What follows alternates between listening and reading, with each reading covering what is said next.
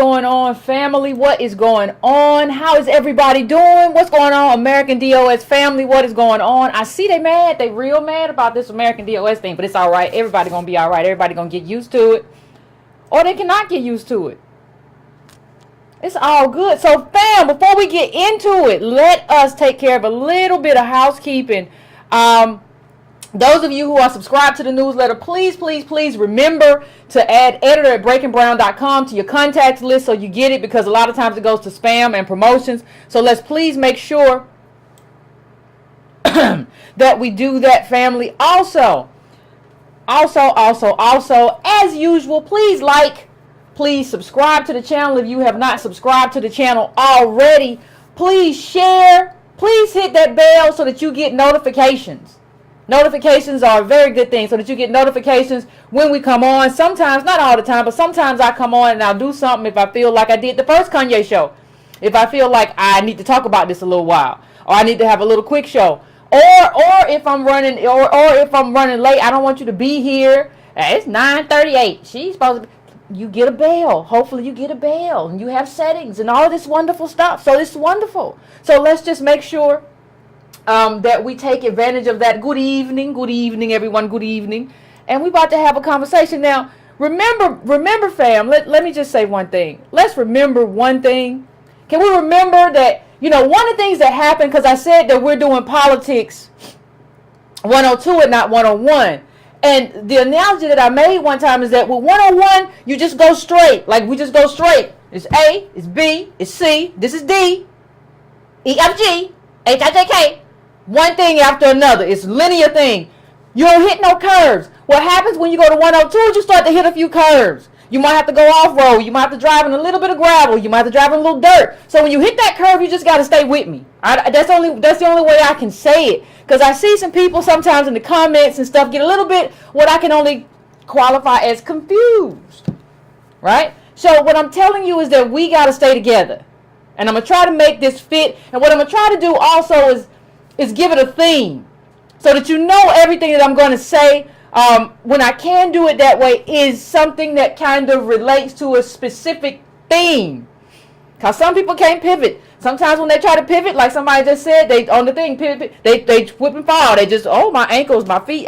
So let's just, the theme, and the theme today, Breaking Brown fam, the theme today is confusion. The theme today, family, is confusion. Confusion. So you can write that down. You can commit it to memory. But I want you to know that everything that we're talking about today is about confusion, and how that confusion, people still, well, what's the solution? We don't get as much of that. But what happens is, part of the problem is you can't get to an end point in terms of a solution for anything. You can't get to the point to where you advocate for the same solution for anything if your group is confused. So what's really happening is we have a bunch of people in ADOS group who are running in a bunch of different directions. And you can't have any kind of battle plan when everybody's going whichever way they think might be best for them. And that's why I say Grifterism. So let's just start. Because this came in my inbox, because I don't watch Dr. Phil. Let's just put that out there. But this came in my inbox because he had a white privilege show, and he was on the Breakfast Club, and then he had this teen. And the teen, it was just like transracial teen who she didn't like, according to her brother, she didn't like black people. And she talked about herself being white. Now there's some controversy, because some people say she made it up, and that her sister said that, and some people said that like she used to be all about Black Lives Matter, and then they switched up. Dr. Phil came on to the Breakfast Club and said, and I watched it specifically for this conversation that we're having, he came on and said, well, she had a white stepdaddy, and the stepdaddy left or died or whatever, and the mama hadn't told her that she wasn't mixed, and then they had to move from out of the suburbs to the urban community, so her life went down. And maybe she internalized that in terms of black people or whatever the case may be. It was a mess. It was a mess. And if you all saw this, it was a mess. And she was talking to her brother, and she was telling her brother that, like, I don't view my family as black people, because I wouldn't want my family to be that low. And there were a lot of things going on in this episode, a lot of confusion. Because what you had something that was very curious to me. And I'm gonna need, when we talk about parenting, some of you parents have to get this right. You had the mother who was there, and this girl, I think she was 16 if I remember correctly. Now the mama is there listening to this girl talking about how she don't care for black people and she's not black, and she shouldn't be considered that. And she's sitting there looking at the child like this, like she don't know where the little child came from. I don't know what she's talking about. And Dr. Phil says, well, how do you feel? Do you consider yourself African American? She said, yes, I'm proud of it. Well, what happened then? Because these little people are your creations. So what happened? How did this happen? Like if I'm interviewing you, how did this happen? Don't give me you black and proud. Something happened to this child. And I want to know what happened. Because if this child turns out to be a genius and she gets into every Ivy League school, you're gonna be over here taking credit. So now you gotta take the blame too. You cannot take credit and not take blame. You have to take both. You gotta take the credit and you gotta take the blame. You can't just hands off when you don't understand why this kid is trying to be not even just white. This kid is trying to be raceless. There's a lot of confusion. And then you got Dr. Phil in there trying to act like, well, I'm the good person and you could never be one of my people because we're better people than that. And there's this whole thing of trying to show that there are racist black people too. And it's a whole lot of confusion. And I thought about that in this sense. And let me tell you how I'm going to tie this to the Candace Owens, to the Kanye West, and to the Chicago race, Chance the Rapper. We're going to tie all of that in. And let me tell you how. What we normally do with this girl, or what we do with anybody, we did it with Kanye West. Everybody says this person individually, we always see people individually. This person is crazy. This person is off. Well, that's something wrong with this individual. We don't understand that this is an indicative, all of these people and these things are indicative of a mass confusion. They are all shifting, right? You've seen Candace Owens shift. She used to be all about, the people was racist to me, and that's how she got a settlement. Now she shifted. And now this girl used to be Black Lives Matter or whatever, now she shifted. And then Kanye said, who went on TV and said, George Bush don't like black people, he shifted. And what you see, and I'm going to make this case, is you see not only confusion, but you see people who are trying to advantage whiteness, who are trying to advantage racelessness, not for the reason that I said in terms of race being something that was invented by white supremacists. They're trying to do it just to advantage their individual selves. So that is part of it, although I do believe that there is some sincere confusion here. It is grifterism. Like there's no doubt in my mind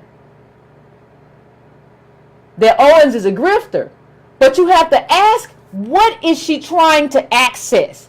And instead of trying to access this kind of normalization in this space in Americana for all of us, what you have is these people who are trying to like section it off for themselves.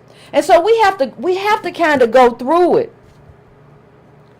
We have to kind of go through it. We have to kind of go through the Candace Owens. We have to kind of go through the young lady who, the young lady on Dr. Phil. And we have to we almost have to be doctors. We have to make a diagnosis. And we have to not only make a diagnosis, if a doctor makes you a diagnosis, he gonna tell you like, well, these are the symptoms. Either we can fix it, either we can't fix it, or we don't know if we can fix it. We're going to give you a different group of cocktails, different group of medicines, and we're going to figure it out. So that's kind of where we are now. How does a girl who was 14 and posting about Black Lives Matter come 16 and like she not black no more? She doesn't identify with that anymore. How does that happen? So here's what I'll say.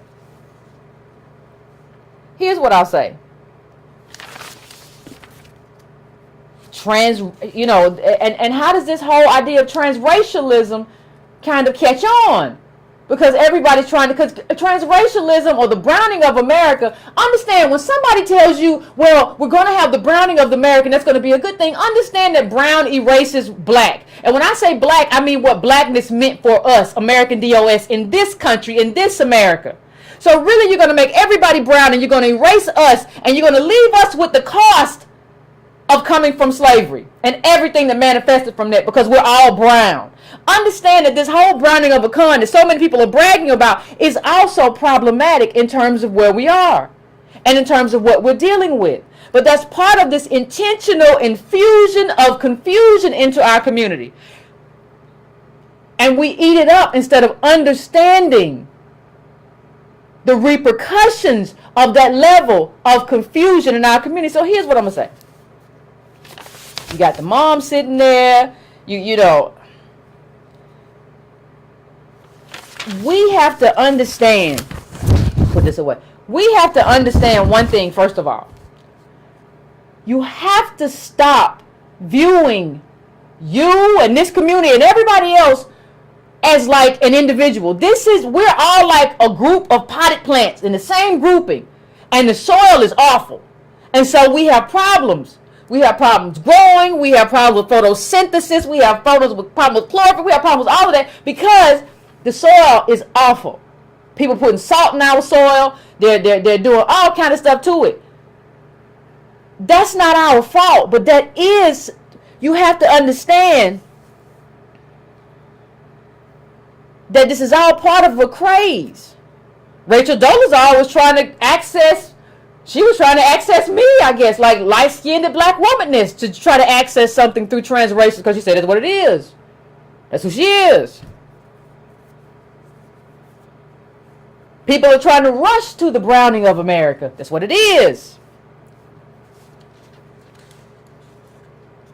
So what I'm trying to bring to this conversation that we're having about confusion, when there's confusion in the room, the only thing you can bring to that room is clarity. That doesn't mean you're going to get everybody together, but when there's confusion in the room, your job is to bring clarity. So I want to talk about that confusion, and I want to move on from this young lady, the 14-year-old who was all black and then she wasn't 2 years later, to Kanye West. Now let me just show you something. Hold on a second. We all remember this, right? We all remember this, right? Kanye West at the White House yucking it up. We remember that, right? Right? Now understand something. I want you to understand something, right? Kanye West, and we talked about this, so I'm not going to spend very much time talking about it. But I'm going to say the clarity that I just talked about, Kanye West is one of the impediments to that clarity.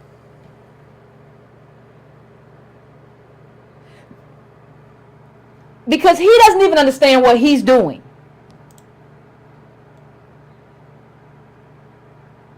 He doesn't even understand what he's doing. Well, what do you mean, Yvette? He doesn't understand what he's doing. Well, understand something. Kanye West just did two things. You saw him he's supporting this Blexit, for those of you who don't know, it's like a black exit from the Democratic Party. It's supported by Candace Owens, the Blexit. And he's helping design these shirts. Now, first of all, I'm sorry, but these some ugly little shirts. Somebody should tell Kanye, he said, I'm the best designer in the world. And then he said something on the shirts like, we's free, like we were slaves. I don't know how the Republican Party thinks they're going to win over American DOS by telling us that we slaves, and which means that we're incapable of thinking. Right? But understand something else he just did that shows you how confused and crazed he is. He's supporting two people. Now, we already know he's supporting Candace Owens, who doesn't know who she is because she's another one who was black before she decided to be white. I was out here talking about how crazy the Tea Party was. When I figured out that wouldn't work, I got on this other boat. Whatever ship takes me to the promised land, because I'm escape hashing until I make it. And that's what's happening. You got people out here escape hashing until they make it. And I don't even know if they know. I think she's a grifter, but some of these people, I don't think Kanye knows what he's doing. He's supporting Candace Owens, who's right wing, and she's supporting Donald Trump, and Donald Trump is very opposed to immigration. Okay, fine. So tell me how you go from supporting him and getting his design for your ugly T-shirt to supporting Amara Inya, who is running for mayor of Chicago, the daughter of Nigerian immigrants. You and Chance the Rapper. I'm trying to figure out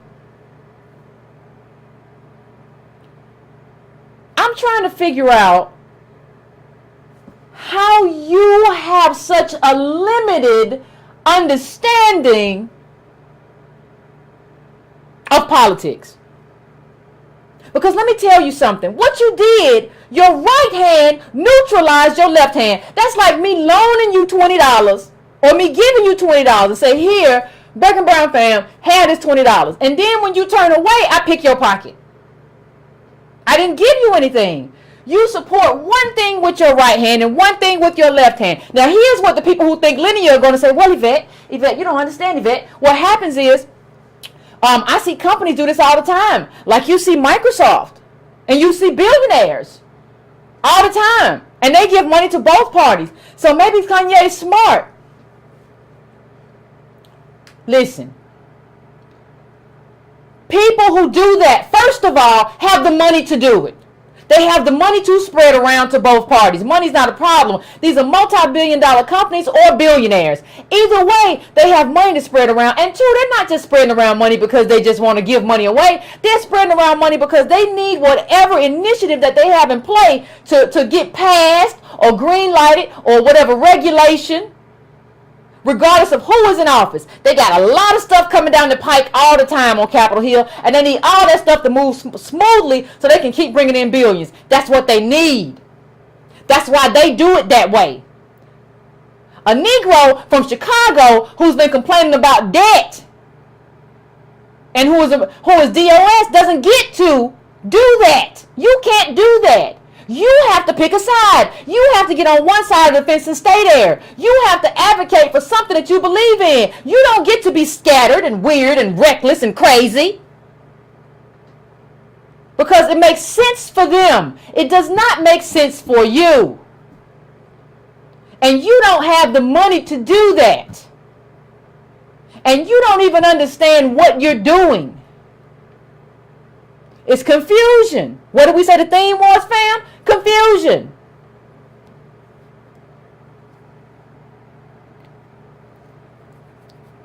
You know, we had Rahm Emanuel had like what, almost over $7 million in his campaign account, right? What you doing? That was at the end of June 30th. He had $7 million.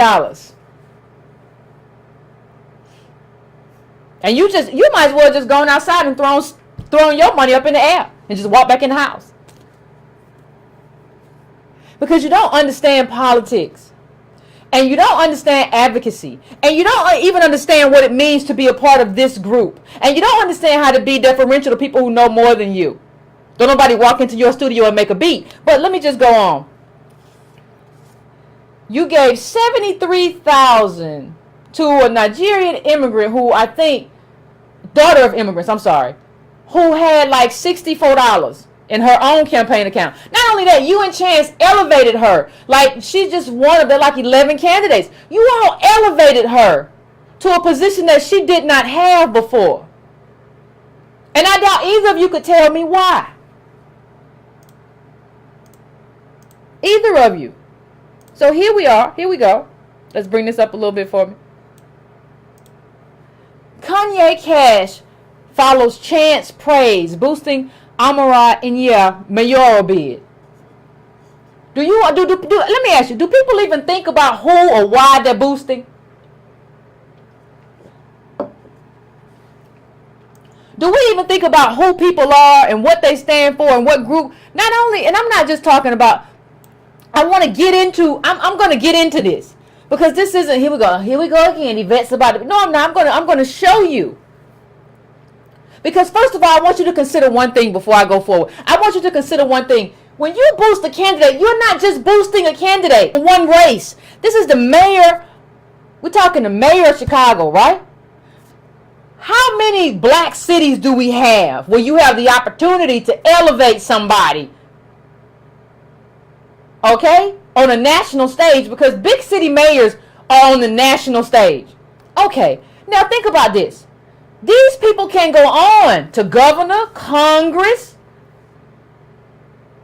Senate, same thing, but they can go to the House, they can go to the Senate, they can go wherever. They can elevate themselves. See what I'm telling you, and that what Kanye, this is a platform for something else. This is not just a job. This is a platform for something else. You are giving, this is a springboard. You are giving a springboard away. We only have so many springboards, American DOS. And before y'all start telling me, well, we've had so many problems. Here's the leftist argument. What did the black misleadership class do? There's no black misleadership class. There are only a few black misleadership functionaries.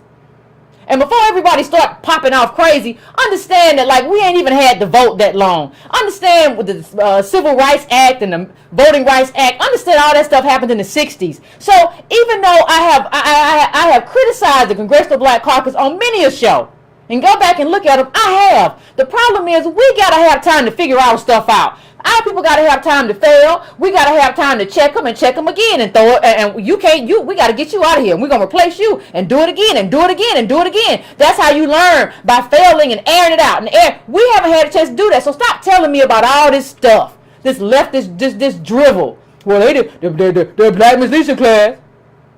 No, we gotta get better as people who know how to check the functionaries. We don't even check them. We just say, well, I like him. You know, he good. Or she good. I like her. Like Donna Brazile. Bill Clinton came and he ate black eyed peas with me. That was in a book. Really? Understand that she only had only had a little bit of money, $64 or whatever it was in her campaign account, because she was nobody until she was elevated. Everybody's been trying to make her. She ran before, but it's not taking off. Ain't no traction. But see, we can do the same thing for her that we did to Obama, right? We made him. Wasn't no traction. Really had no resume. We made him. We cloaked him in us. This is our candidate. And what do we get out of it? Don't you think it's about time to try something different? Don't you think it's about time? See, a fractured mind produces fractured politics. And that's what you see going on with Kanye and Kanye's followers. I want to know how many of the people who just love Kanye to death when he was, I mean, how does Candace Owens, how do you feel about him supporting a Democrat who is the daughter of Nigerian immigrant? How do you feel about that? Do you all not know that this man is just out for self, doing some weird stuff because he's confused, but he knows enough to know that the only person he cares about is Kanye? He might not know a lot. He might be confused about a lot, but he's clear on that. He's clear on he's clear on it. This woman has no financial backing. She doesn't have any rooting. She doesn't have any constituency. She doesn't have any like massive grassroots support. You don't see any people just like, yeah, she's been out here. You don't see that. She's not charismatic. I watched a YouTube video of hers like watching what? She had nothing. But now she has Chance and Kanye. Just like Candace Owens had nothing. And now she has Kanye. You know, a lot of y'all told me to watch that interview with Roland Martin and Whitlock, and I did. And I have a lot to say about it. I'm not going to get into now, I don't think. And I'm not a fan of this dude, but like one thing he said that stuck with me is like, yeah, maybe these people shouldn't be doing this.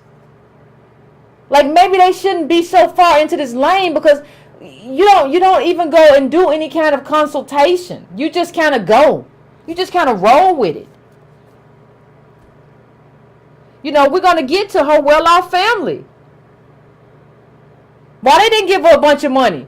Like we're going to get to it, though. Confusion about race equals confusion about racial politics. If you see this person and you think, for whatever reason, that like because she's dark or because she has kinky hair that she's like you, that's going to blind you and cause confusion. We're talking about what race is and what race means in this country. It's not the same thing that her parents dealt with in Nigeria, what they brought with them here, and what they still do when they go back and forth, because they do. Because that's, you can read in the Chicago Reader, Chicago Sun-Times, all of it. It's all there. All these people been running You was getting money and crying racism until that didn't work, and you went somewhere else. And I don't even know if you know what you are, what you think, or what you feel, but you all over. Because you got to get your grifter on. That's where we are. Don't nobody know what happened to Candace Owens, right? You was here, then you there.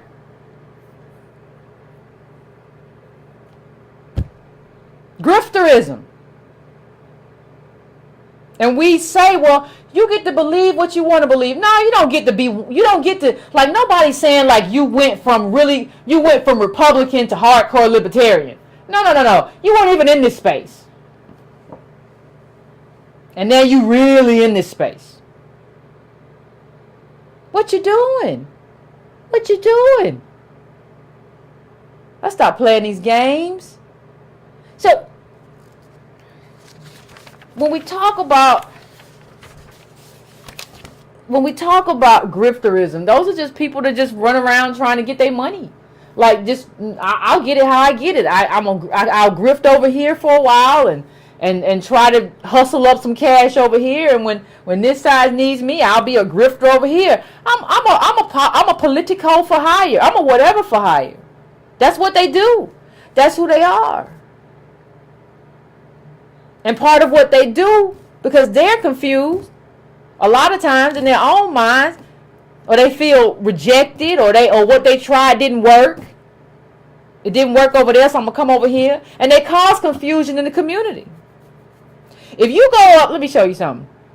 And I'm not gonna get into this right now, but you can look it up on your own. If you go if you get a chance and go to this person, go to this historian's Twitter account. Everything up on Candace Owens' site, the Blexit site right now, is just a lie. It's just not true.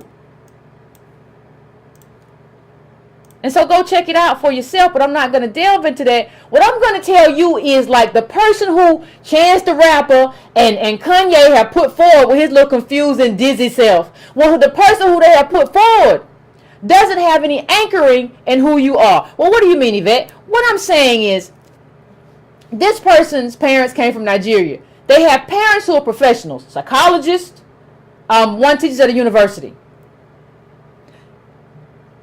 The life that this candidate, this Nigerian who has Nigerian parents, and yet has built or has, is not a reflection of Chicago. So wait a minute. I'll tell you,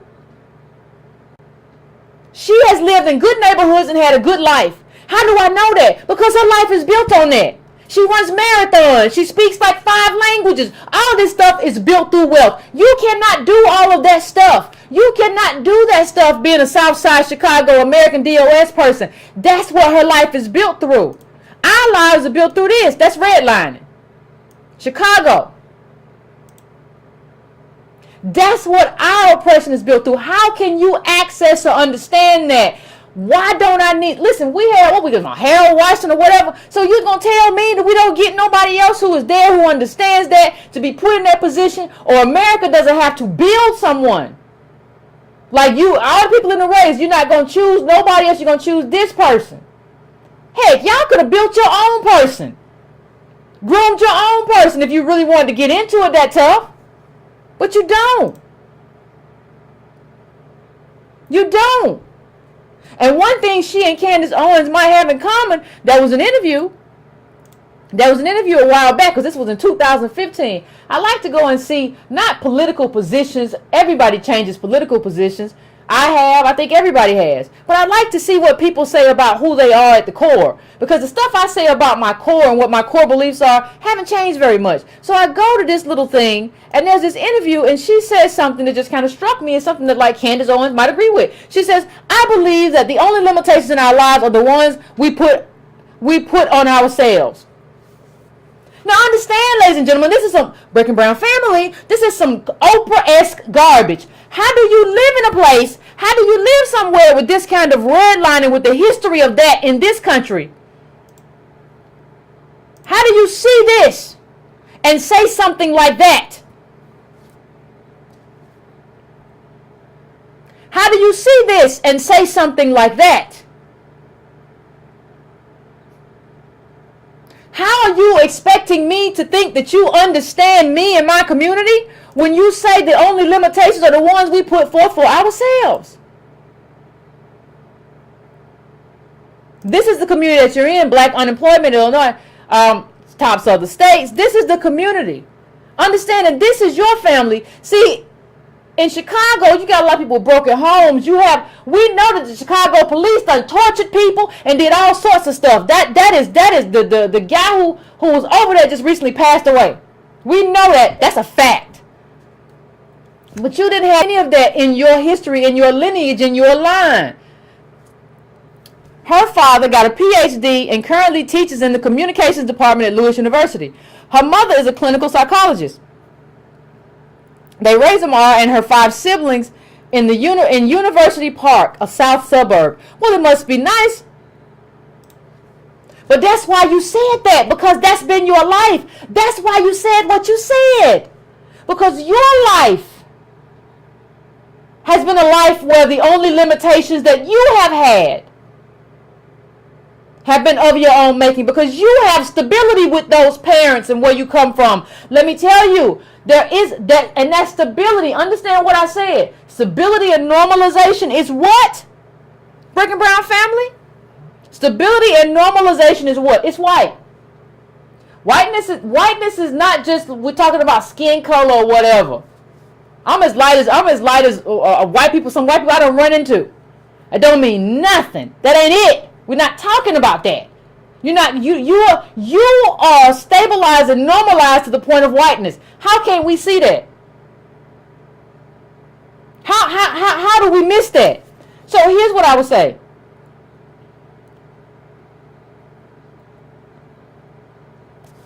You know, when you see how I'm gonna pull up another quick quote from another article, which kind of just gives you a lens through which to understand her. She speaks Igbo, that's Nigerian where she's from. She speaks Spanish, French, Portuguese, and English. You know what it takes is be able to learn 5 languages. And do you know why you want to learn 5 languages?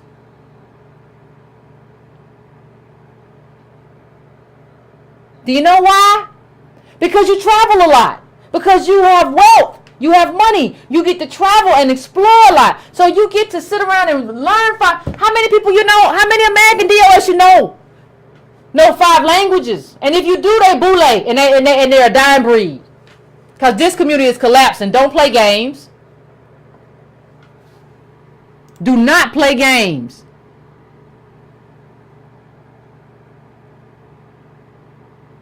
Do not play games. Amara, this was 2015, I think. She's like 34 or 35 now. Community activist, organizer, lawyer, PhD, Iron Man enthusiast. She's a marathoner. And polyglot. I had to look up polyglot. That means she speaks a lot of languages. With a passion for public policy. It says, a bike for now she's a triathlete. Understand what I'm saying? Triathlon. She is a triathlete. And they say the bike is the costly. She says she likes to ride a bike. For $1,700 for a bike in 2014. Like $3,000 for a triathlon bike. That's who she is. She has no connection with you or what you're going through. Chicago, she has no authentic connection with you or what you're going through. She hasn't felt that. Like what we need right now is somebody who has either felt that or is using the data to communicate what that means and what the policy solution should be. I don't even listen. This person is like, listen, even I don't go around and say, yeah, I know exactly what you mean. No, because even me, I have 2 retired factory worker parents. My parents are factory workers, right? So, but even me, I can't say that. I'll help you, do whatever, but I can't say that. How she gonna say it? How she gonna represent? I would just help you represent yourself. I don't use myself. I say this is what the data indicates. I don't say I know. I don't know what somebody in the South Side Chicago is going through and bullets are popping all the time. I don't know what that's like. Lower middle and middle are different than living in an urban ghetto. That's different. But I can interpret the data and see what that means in terms of what your policy solution should be. This person ain't even doing that. She's on some Oprah bull crap about like your only limitations are what you put for yourself. And Chance the Rapper them done got behind her. How? By what right? By what right? What are we doing? And how are we doing it? And what are the guidelines for these people? And ain't nobody gonna say nothing. Everybody's just gonna sit around and look. This is what we did for Obama. Well, you know, so we can say to the right, she speaks 5 languages. That's some respectability nonsense. Well, we talk about her. We got what for? No, we need to see. We don't ever get to build ourselves up, and we just snatch somebody else's person and put them up there as our own. No, I need to build my people up, and they don't have to speak 5 languages. They just got to know what's going on and know and communicate and be able to do what's best for the people in their community. Whether it be, I don't care whether it's Southside Chicago, I don't care whether it's Mississippi, Alabama, I don't care, Tennessee, Memphis, I don't care. I'm not going to get caught up in your triathlons and you running 7 miles a day. I don't matter, ain't nobody impressed. And here's some other stuff she said, just while we're giving it context. I believe one must always strive to do the right thing in every situation, but in difficult circumstances, do what you believe is right, and you will have inner peace. Man, what is she talking about? Like, is that what you're concerned about, inner peace? See, the thing is, and I saw something with her recently where it's apparent to me she's gotten some of the talking points. But I don't need somebody with just some of the talking points. I need somebody to understand what this is about. When I said a triathlon bike costs $1,700, what you got to understand is that then I said like a good one is like $3,000. So that's a triathlete's bike. You want a real triathlete's bike, that's $3,000, right? Understand that she's riding 2 black families. Because black families are worth $1,700. So she's riding 2 black families just to have fun. But she represents you. That she ain't got no money problems. She said something about her father fought in the Nigerian Civil War and her mama wanted to fight, but she couldn't fight because she was a woman. If you don't stop telling me nonsense, your mama wanted to get out there with a, what was y'all fighting with? Like, what was we fighting with back then? She wanted to get out there with a gun or what? A bayonet? Onward! I challenge you, whatever. But what we have is confusion. What we have is confusion about who we are. The people who are supposed to be doing stuff who we thought were for us have confusion about what they are. And the people who don't just decide they want to be grifters and then cause confusion. But you're not going to get anywhere. A confused people don't get anywhere. They don't make any progress. So before you start talking to me about like, well, Yvette, what's the solution? You need to let me know, like, how are we going to take care of this confusion? It's a lot of confusion. People trying to recreate for their own benefit. That's what he's trying to do. Did y'all didn't see Kanye? People like, well, Yvette, Kanye talked about reparations. No, he just threw the word reparations. He didn't make an argument. He came in there and threw a bunch of stuff at the wall because he know people crazy enough to just go with it. And we talked about that. And then you have other people who claim to be woke and conscious who don't know anything on the political field with no benefit. Neutralizing each other. Neutralizing everything. Confusion. Just doing stuff. And let me just see if I can pull up another quick clip. Hold on. I don't even know what everybody's thinking. And but just look at what this means. I believe that people around the world, no matter their race, and this is her again. I believe, no matter their race, ethnicity, geography, or background, want the same things for the most part. You don't understand us. You don't understand us. Why are you trying to represent us? Why? And Kanye, you so crazy. You got her in one corner, and you got Candace Owens in the other corner, and you don't know whether to scratch your butt or wind your watch. Like scratch your watch or wind your butt. You don't know. You have no idea what you're doing. You're just out here. thinking you a genius because you're making these little ugly 80s looking shirts and clunky shoes. I don't understand. I don't understand how you can be anchored. Like, let me just pull this up a little bit because it goes further. I believe that integrity is crucial to living true life. You are is the highest value. I believe that integrity is crucial, and living a life true to who you are is the highest value. Is that the highest value? I believe in living a life of purpose, and that the most important discovery an individual could make is to discover their purpose. Oh, God.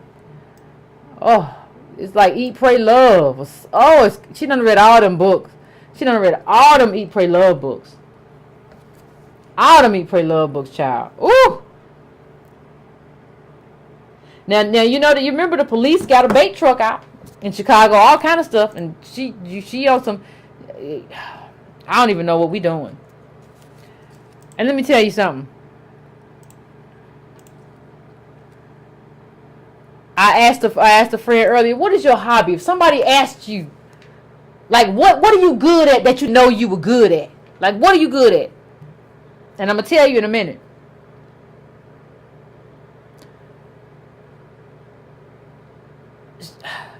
What's your hidden talent? Here's her hidden talent.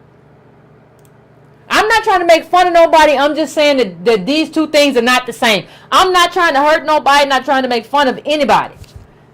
I'm a spoon carver.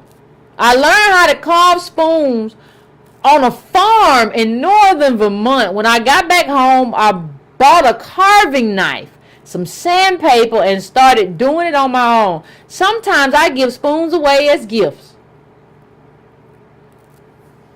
She a spoon carver. Y'all finna elect a spoon carver who or getting behind who you think can represent you. How long it take to develop a hobby as a spoon carver? Do you know how much free time you got to have in your life to develop a habit as a spoon carver? Everybody trying to act like, well, Yvette, you just policing blackness. No, she can be whoever she want to be, but she not like the same as me. Like, what are you talking about? You a spoon carver.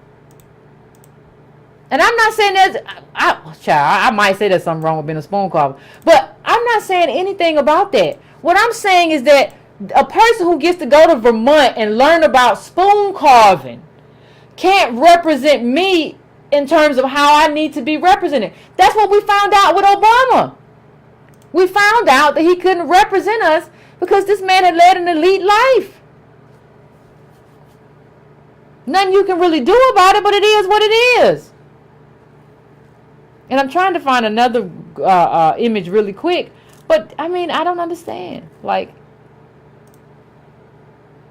I don't know what we think we're doing. And see, that's confusion. It's confusion in terms of what we think of in terms of race. It's confusion in terms of who we think is our race. Just because of, I've said how many times melanin isn't enough for you to define like your group. Now in Chicago, let me put this up. Police under fire, full of with a bait truck, full of shoes to kind of lure black kids into prison. You know, that's how they do.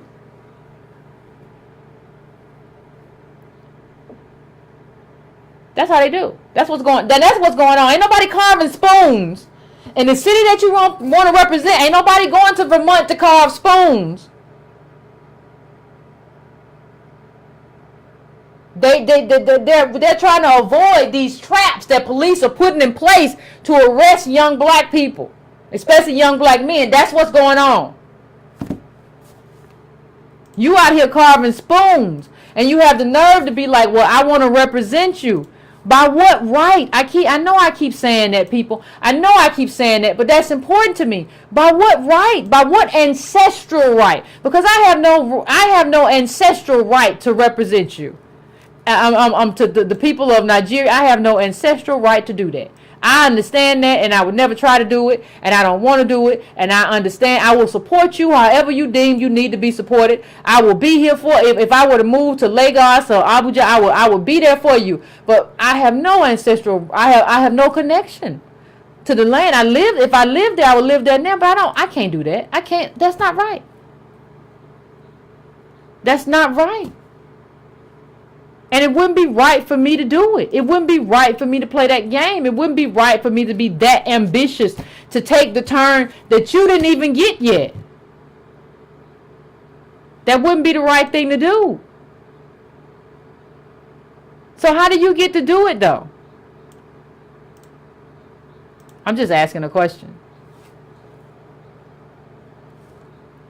I'm just asking a question. Let me put this up. And this is her with her family. This is her. Nothing wrong with that. But I'm just saying, like, this isn't a case for, like, you know, when you look at it, it was part of an article. And there was something wrong with the article. Even though there's nothing wrong with this. But I'm gonna bring it. I'm just trying to find one image before I go on to the next thing. I'm trying to find one image which I think is very important. In terms of the conversation, oh, here it is. Now, we talked about you doing this. We talked about you doing this spoon stuff. Now, here's the school in Vermont where people learn to carve spoons. Child. Now, look. It's an immersion program. Now, understand something. Let me tell you about prices. 6 weeks is $3,900 to do your immersion spoon program or whatever it is, child. I don't know what, like your spoon carving. This is a school in Vermont. They be teaching spoon carving, and I guess they teach other stuff too, all kinds of woodworking. If you interested, and you got $3,900. If you want to do the 9-week program, that's $5,800. If you want to do the 15-week program, that's $7,200. What you want to do? How much spoon you want to carve?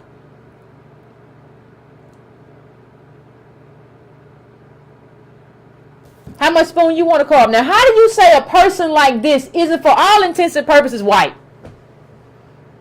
You want to just say because her skin is similar to yours, like y'all family, or her hair texture is similar to yours, y'all family. No, she's white. She would get along hear me. She would get along much better with Hillary Clinton than she would an American DOS girl from Southside Chicago. They have much more in common. And when they get in the room, you're going to know they have much more in common, because the legislation that you see coming down is going to benefit them more than it benefits American DOS right there in Chicago. Everybody can be mad. I'm just trying to tell you the truth. And I need everybody to tell me something. Listen. We go back to this. Your parents were Nigerian. I need to know if they sold slaves before I get behind you. Now, I'm not saying, I know we got poor Nigerians. I know we got some people who you can say, well, Yvette, my people sold palm oil. But I think everybody got to answer the question, though. You just got to answer the question. You got to tell me. You got to tell me. You can't be like, I'm not going into my family history. I need to know. What did your people say? I just need to know. I got to know. I can't be supporting you. And listen, y'all can tweet Chance the Rapper. Did you ask her about this before you decided to do this? What did you ask her? What was your criteria for selecting a candidate to represent American DOS in Chicago? I want to know. You should want to know too, especially if you in Chicago.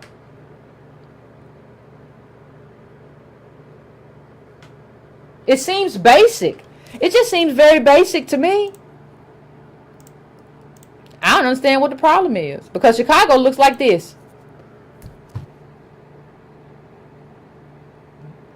And this, look at the shootings. That's what it is. But when we talk about her, we have articles coming out like this. These elite professional articles. We're gonna have another Memorial Day to celebrate, like, liberation in Nigeria. For what, child? This is America. I'm never gonna go to Lagos or Abuja and say we gotta celebrate the 4th of July. No, this is your stuff. You do your stuff over here. You know, this is not my stuff. When I go someplace, I celebrate your stuff. I don't care where I am. If I was in Mexico, I put on sombrero, whatever you told me to put on, dance around. If I'm in Nigeria, I put whatever you want me to put this thing on with the bright colors. Okay, whatever. I'm here. I do what you need me to do. How come y'all can't do that? I don't need to celebrate. I know. What are we talking about? What are we doing? What's wrong with us? So, I'm just telling you, the Chance done got, when you look at her, when you look at this New Yorker article, both of her parents were Igbo professionals, doing very well, making good money. You were of a certain class, and you're still active. By your own words in the articles that I've read, you're still active in your community, in the community back home. And I've said this before. I need people who are either locked in or locked out. You can't be doing all this stuff where you're going to be transient and all that. No. You got to go home or you got to stay here. We're going to lock you in or lock you out. And your parents are professionals, and they are elite. Because they came a long time ago, and they are elite black professionals. And they didn't stick around for what happened after freedom. You say, well, my daddy fought in the war against the British, the Civil War or whatever, and then my grandmama fought against the war against the British. But your people didn't stick around for that fight. You came here. And I think if stuff pop off here, you're going to go back there. Because, you have kept yourself. You have kept your heritage and everything that comes with it. That's okay, but I don't need that. I need somebody who knows that, like, I gotta figure out what happens here because this is my home and I got bones buried here of my people, and my people have purchased citizenship with blood here. I need that. I don't need this. And they're from a wealthy class. This is not about just being Nigerian. You're not from. Remember the article, and remember what I said. I said I would rather have the poor Nigerians who got treated badly by the elite Nigerians than the elite Nigerians, because they have more in common with the people who oppress me. This is about the subgroup and the top group. I would rather have the subgroup. And this goes across the board. I would rather have the subgroup when you have tribes and tribal. I want that group. The group that you treated like trash, I need them to come over here because they're much easier for me to make allies. I can't make you into no ally. You got what you need. And you used to treating people a certain way because y'all come from an elite group. I need the people who didn't come from the elite group. I need your regular class. I don't need this Igbo stuff. I need the regular people. The regular Nigerians who are like, yeah, they treated you. Come on. Not you. Because you Hillary Clinton, sweetheart. That's who you are. Getting up, doing triathlons, running 7 miles a day, and all that. You Hillary. $3,000 bicycles and all that stuff. You Hillary Clinton. And you're more likely to come from wealth, and you're more likely to come from some kind of slave trader class. And you won't tell me otherwise. Like, let's put it all on the table. Tell me. Let me know what it is. I don't think that's too much to ask. So, I think about that, fam. I'm going to, we're getting close to that time, close to that hour mark. I'm going to set the phones up, then come back, and we're going to have a conversation. You know how we do. So, give me like 3-4 minutes and call in and let's talk about everything from, you can talk about Candace, you can talk about Blexit, you can talk about Kanye, talk about Chance, talk about what's going on in Chicago and all this confusion in our community. All right.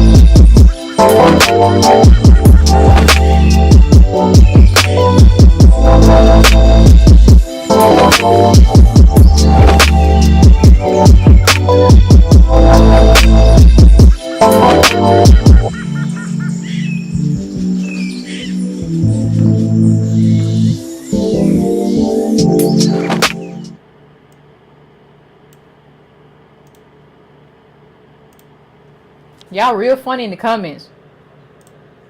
Fork making and all kinds of madness. Anyway, we're gonna go. we're gonna go to the calls.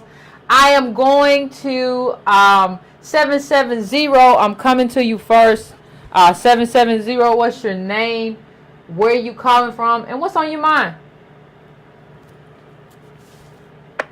Hello, yes, Yvette. How are you doing today? I'm doing pretty good. How are you?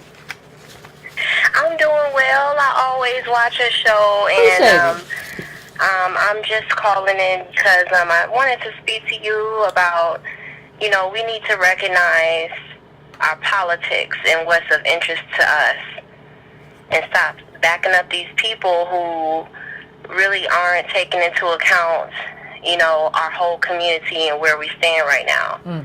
Okay. So, we really got to start taking into play some standards and, what we're going to, how we're going to operate as a whole, start working a little bit more collectively there. So I really been appreciating, thank you. What you've been saying and Tone have been saying. We appreciate that. Absolutely. So, I was just watching the show tonight and thought I'd go ahead and tune in and just speak to you for a moment. Okay. Well, thank you, fam. I appreciate you calling in. I appreciate you calling in to appreciate me. And Antonio, I appreciate absolutely. that. So, I mean, we do what we can from where we are. Like, that's kind of like the motto of the whole situation. Or you can just sit back and be, nitpicky or whatever, but you just got to add something to the conversation. Everybody can criticize, and that's fine. I'm not opposed to that at all. But, like, you got to be in it. So, I appreciate it, fam. Yeah, absolutely. Keep doing what you're doing. Thank you, fam. Keep supporting. I appreciate it. All right. Bye. I am going now to 732. 732. What's your name? Where you calling from? And what's on your mind? What's up, Yvette? This is Chris calling from Jersey. How you doing tonight? What's up, Chris? I'm doing pretty good. How about yourself? Long time no talk to, but it's good to hear you. Definitely enjoying this episode. On the Candace Owens piece, just kind of had a different thought track. Okay. She became a media darling because she was a black woman that left the Democratic Party. She became a Republican media post-up. And was co-opted by whiteness to really be used as a rebuttal against claims that the Republican Party is racist, non-diverse, etc. And I think the thing is, I look at her, she's being used. She's being used like Kanye, Stacey Dash, etc. My thing with that is, I wonder, if it's her truly being blind and ignorant because she's getting some shine and getting some love and the spotlight's on her, or is she really aware and gaming the system for her own come up? And it's really, I see two different platforms. Either you're just truly ignorant, or you are complicit in that system. And so that's what concerns me, because the person who is complicit in that system, in my opinion, oftentimes can be more dangerous than the person who's confused and may have a chance of being corrected and having some sense brought into their life.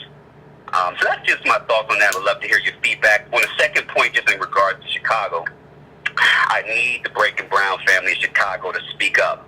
Please, I mean, I know we got active on Twitter for a lot of things in the past, and I hope we can, really at least bring the questions to this lady, Chance, Kanye, and the folks that are supporting her, and exactly to her direct Twitter feed as well, because, this is sickening. this is upsetting. And I watch you, and I'm like, man, the Nigerians are going to be mad at Yvette per usual. You know, but why? Like, here's my thing, fam. Like, I said I want a certain group of Nigerians. Like, right, I said there's a group of Nigerians who are not the ones who come from wealth, who have much more in common with me than the elite Nigerians. That's not being anti-Nigerian. That's saying, no, I don't want your elite. I want your regular Nigerians. That's not the same thing. Right. Right? I don't understand. So I think there's a group of Nigerians who are upset with me. I think if you went and you polled some poor Nigerians who are in Nigeria or here, they'd be like, you doggone Skippy. If you poll some Nigerians who have been mistreated by the elite Nigerians, I think they'd be on my side. You're right. So I'm talking, so I should say the lovey folks. Let me put it like lovey and her ilk. You know, that kind. I know they're going to be mad at you. But you're right. You're right. I shouldn't say all Nigerians because it's not an all Nigerian thing. But we need to call these folks out. The ones, and it just goes back to my comment about just not being aware and ignorant and then complicit. You know, so if you could, I asked you that one question. I'd love to feedback, and I'm just going to leave you. What was the question? What was the specific question? I'm sorry. I must have. The first one was just my analysis of Candace Owens. Yeah, I remember that. You know, in your purview, do you see this as just her ignorance or her? Well, you know what? You know, I saw Candace Owens up close and personal one time. I never spoken to Candace Owens. I never had a conversation with her. I've never said hello to her. I don't know her, but I saw her, and I'm always lurking somewhere. That's one thing to know about me. Okay. And I'm just gonna tell you the impression that I got. I don't know the woman. I don't know, but I kind of think she's gaming.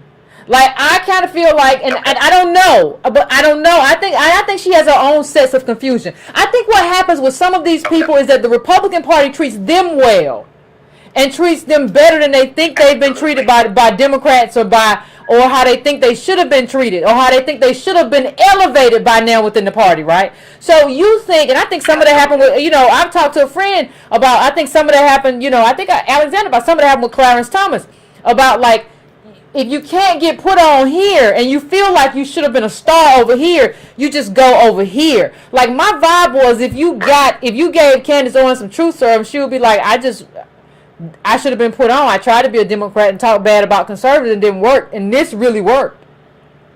And so I don't mind really causing confusion. And I think she's confused too. I think there's some of that with her too. But I think there's a part of her to kind of understand. This is just, like I said, I don't know. I'm just saying I think there's a part of her to understand. I don't think she's stupid at all. I think there's a part of her that understands, like, this is my game, yo. This is what I'm doing. Like, you don't go from, like, saying the Tea Party's crazy to being in favor of the Tea Party, like, just because you had some kind of evolution. I don't think so. Right. So, just my opinion, though. I don't know. Like I said, I don't know. Part of me, yeah, I'm embarrassed to say part of me is a little bit indifferent towards her, but I think I probably should be a little more. What you think? What do you think? What do you think about it? What do you think? What do you think her deal is? Well, my thing is with her. You know, I watched her interview on the Ruger Report a couple months back when she was kind of coming on the scene a little more, and you know, she talked about growing up in a black Democrat family, liberal family, etc. Had liberal views, liberal friends, and she maybe had, it was some topic she had just a different viewpoint or opinion on that wasn't within the Democratic vein.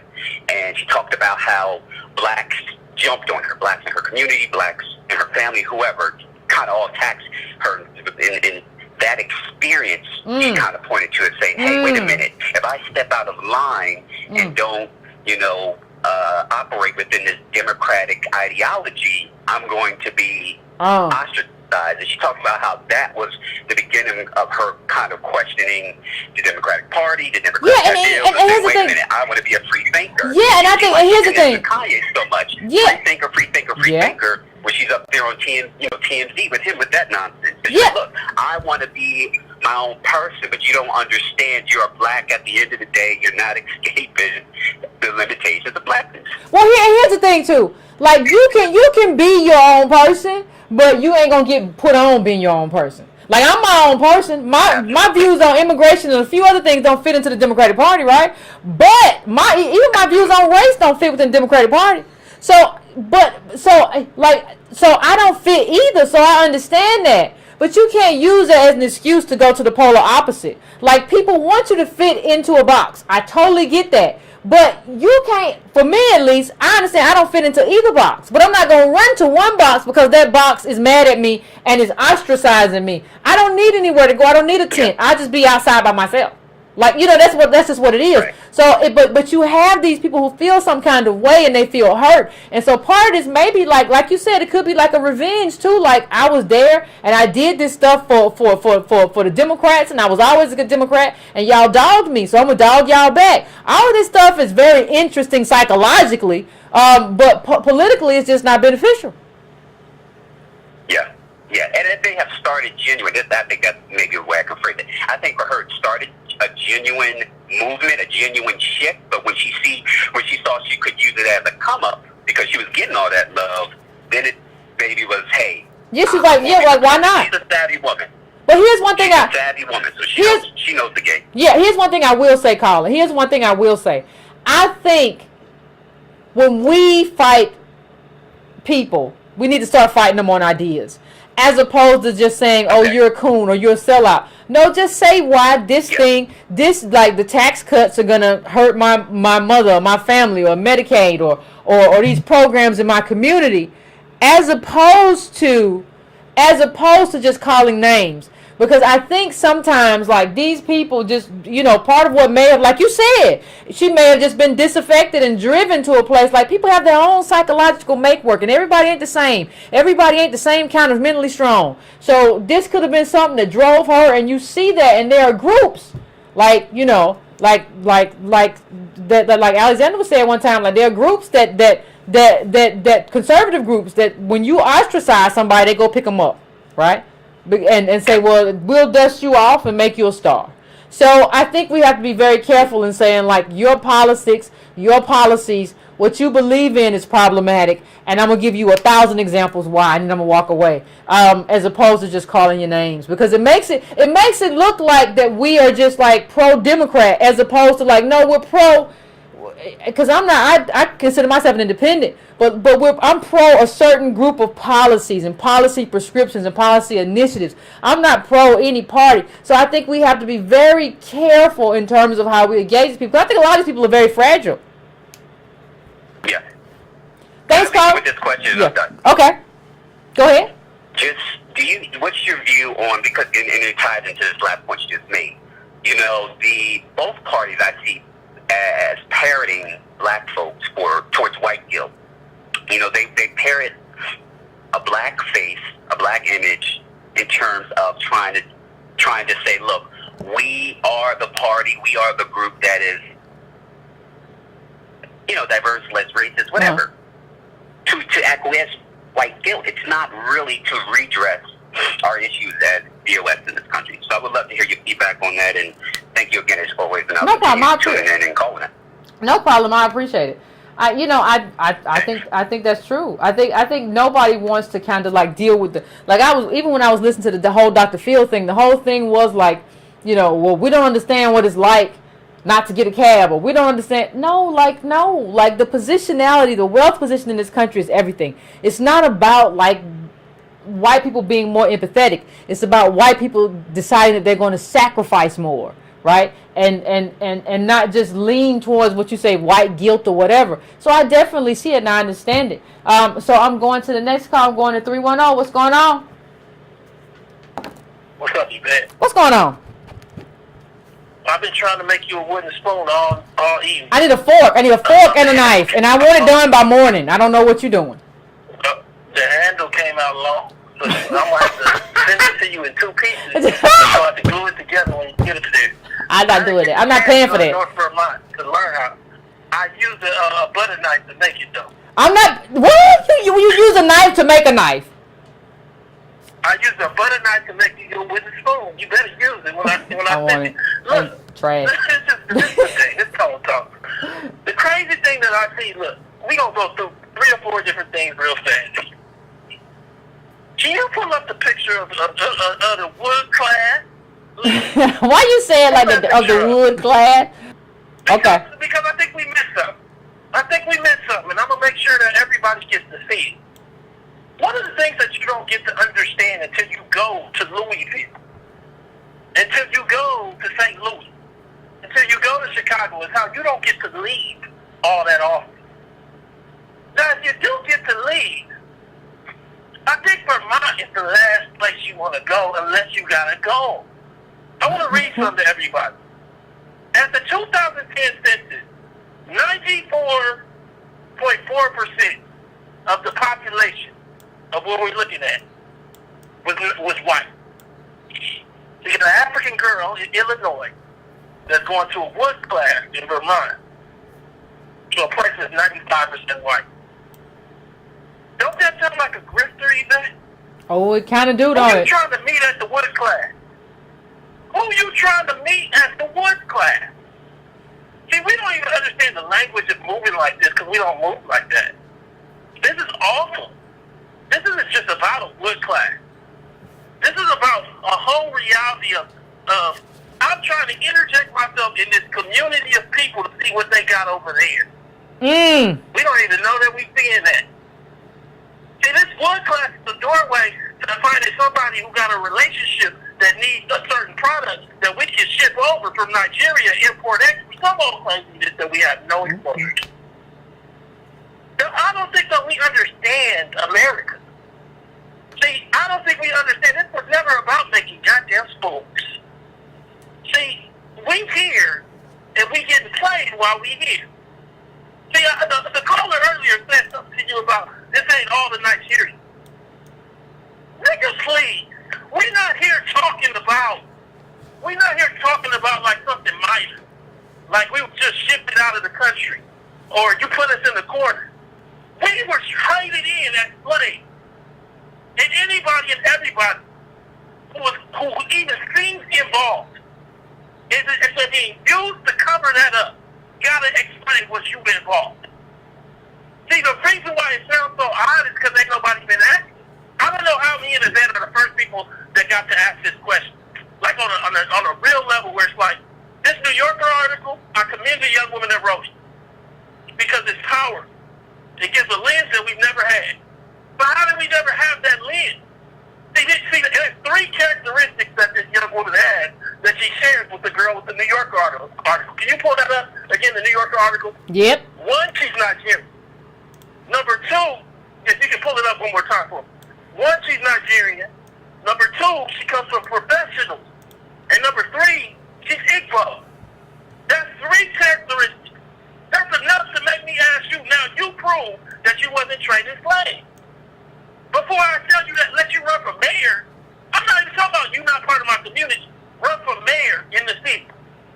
This is, the fact that this group is performing, meaning our group, at this level and not understanding all of these are normal questions when you've been so mistreated, when you've been set out at the bottom and insane. And then to have Kanye West and Chance the Rapper, man, all these people gotta go. All these people gotta go. And I'm just saying to you, what I see is,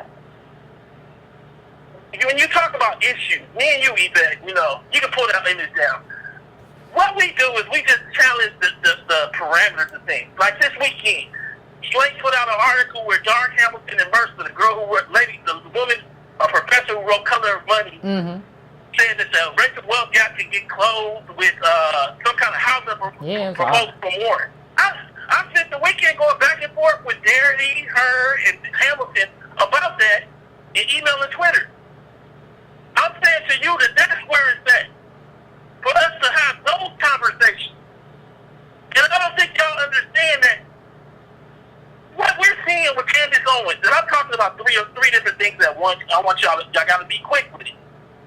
It's the same thing that we saw with the girl from Dr. Phil. Is it different than that? No, I can't see it. You was still heavy liberal. Now you saying that you are conservative. The little girl, if you read her Facebook, somebody put it on my page, she was pro-black from Dr. Phil show when she was 14. When she's 16, she's saying extreme. This is like a mental issue that you're seeing play out. And what all of these people got to understand is that blackness cannot be answered with whiteness. Oh. Democraticness can't be answered with Republicanism. That's not the answer. It's not like, I'm going to stop being a Democrat, I'll be a Republican instead. That don't make no sense. First that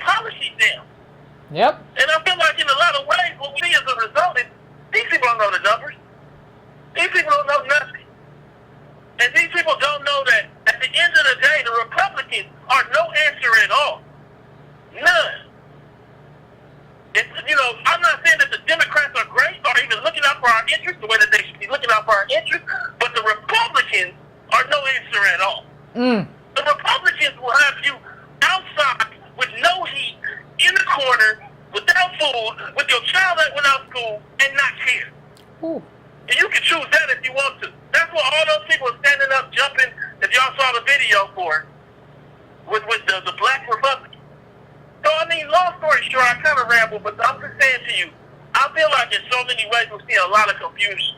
But even I'm going to send you your spoons. I don't care if you want it or not. I'm going to throw them in trash. I'm going to throw them in trash. I'm going to throw them in trash. I don't live like that.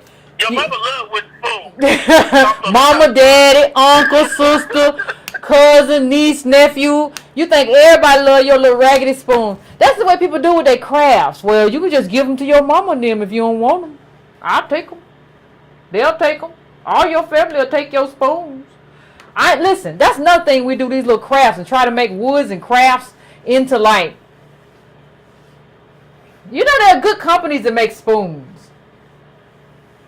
I don't need your little wooden spoon. Like that's a whole nother conversation about black business or whatever.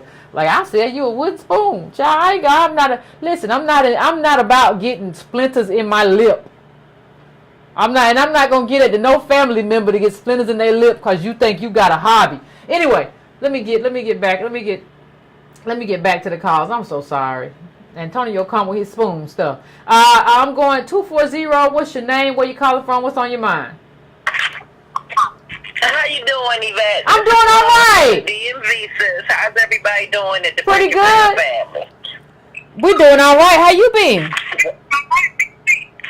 Lady, I've been hanging in there. I'm listening in on this program, and it's just the week in the news, everything's making me think, and especially this conversation. I said, wow, she hit the nail on the head of exactly what I was thinking. We as a people of American DOS are so confused. And it's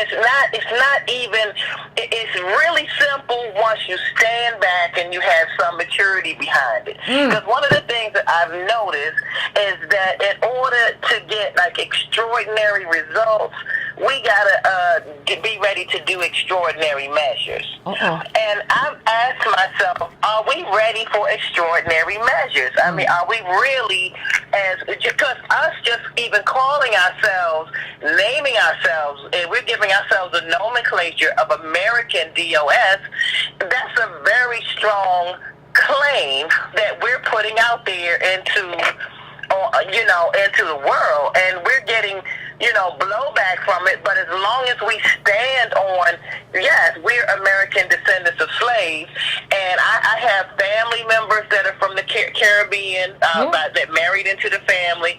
I have friends that are African from various countries. But if I'm standing on my claim of, yes, I'm an American descendant of slaves, they can't knock me off that. We were slaves too. Yes, you were, but you need to go to England and get your claim, and I'll support you on that. Yeah, 100%. Or you need to go 100%. to Portugal since you're from Brazil and get your claim, and I'll support you on that. 100%. And by the way, they're not the only ones that's polyglots. Some of us really study and learn, because when I'm going around, people say, oh, wait a minute, you speak 7 languages? I'm like, yes, I do. You do, Hans? You do? They're Oh. yes, I mean, but that's because I studied it. I studied. That was one of the things I enjoyed doing. Okay. Was studying languages. Okay. So yes, but I mean, I've seen bicycles on the shelf in the bike store for $5,000. I'm not able to afford that. That's crazy to me. But I know people that that go out and get something like that for a status symbol. This woman cannot. How can an Igbo privileged woman represent somebody that's eating government cheese or going tonight hungry and drinking enough water so their belly will be full? How can she represent you, Chicago? It makes no sense. We need to stop going by Crayola politics. We really do. We need to be extraordinary and get extraordinary results. Look at these people that are going out here. I mean, I don't condone any of these shootings, of course. I think that's horrible to go in and shoot people in the grocery store or in their synagogue or in their church. But these people in their minds, this is how extraordinary their mind. They're like, well, this is what I'm going to do to get results. We need to be extraordinary in what we're doing to get results. We need to stop following these ignorant entertainers. I loosely call them entertainers, but we need to give that up, and we need to focus. We really do, because everybody that's getting the results is showing it. We can't be lukewarm with our passion. And I'm with Tom, and I'm with you. Can't be lukewarm with our passion. Oh, that's a good one, Ron. We can't be lukewarm with our passion. We can't be lukewarm. We got to be passionate. We got to know. And once you know who you are, people respect you. Once you come from power, respects only power. Yeah. That's all it respects. It does not respect meekness and tea coddling and coming in. You can't do that. You have to know who you are. And us being American DOS, we got to know who we are. We got to go on our plan in order to make some things pop. And I guarantee you, with 50,000 of us strong and counting, we can make people stand up and listen to our demands, including these so-called celebrities. That's all I have to say, sis. Thank you, Rod. I appreciate you. As always, I appreciate you. Yeah, I mean, but we got to, like you said, we got to be clear. We got to be clear. We can't have confusion. And these people are put into the community to just cause confusion. And just cause us to, like, just be bumbling around, not knowing what's going on for long periods of time. We can't do the confusion. So I'm going to the next call. I'm going to 909. 909, what's your name? Where you calling from? What's on your mind? Hi, Yvette. This is Anthony from San Bernardino. Nice What's going on, Anthony? you again. What's going on with you? How you doing? Oh, girl. You know, when you put those signs up as far as who this lady was, I don't even know who this lady is that's trying to run for mayor for Chicago. I've never been to Chicago. I live in, like, San Bernardino. I rarely travel anywhere further outside of the Los Angeles area. I think it must be quite fortunate for somebody to have the resources to be able to travel, know 5 languages, be a triathlete. Did you say she was an Iron Lady? Yeah, she said she do the Ironman competition. She's all in it. She's all in. I don't understand. I don't understand, Yvette. I'm confused, because the reason why I'm confused, and I guess it goes on this topic, is I don't think people understand who we are. I have to get back on what Tone says with the decadent veil, as far as we don't understand that black people are poor. Most black people, with the exception of that lady that just called, don't know more than 1 language, much less travel and do all this extracurricular stuff. She lives like somebody that came out of Stanford or some kind of Ivy League school or something. She might as well just be along with the Cosby Show or something like that, or from Wakanda or whatever else is fantasy you want to draw up for her. Does she have like a butler, like Puffy with holding the umbrella over her head or something like that? Well, you know what it is, caller? You know what, caller? The key is, too, is why we don't travel. Like, people love to say, well, you could travel if you want to. Middle family, $1,700. Where we going? You want to take the little worth that we have and we go, no, we haven't been, we haven't gotten the wealth to be able to do that. You came from that. So it's not like we would not like to. We just haven't had the wealth. And when I see you, when I hear your bio about all that traveling and them triathlons and making wooden spoons, I know that what gave birth to you was wealth. And I know that has nothing in common with, like, the overwhelmed nearly all of my people. Right? So that's what we are. Right. If you look at the picture that a lot of people paint on television, they paint a picture of look, well, I've done it, and look where I am from my humble, meager beginnings. I only traveled only certain amount of countries. I only did certain amount of things, and look how well I did it. And if you just put your mind to it, you can do it too. You know, it's just so funny how you get on these talks from Will Smith and everybody else who's so positive and so great with all the money that they have, and they talk that's about their job, though. Will Smith's job isn't. That's his job, though. His job isn't to act like that's what we think his job is. His job is to really make us think that what's happening to us is our fault. That's the job. That, like, if you would try harder or you would really put your mind to it, that's his real job.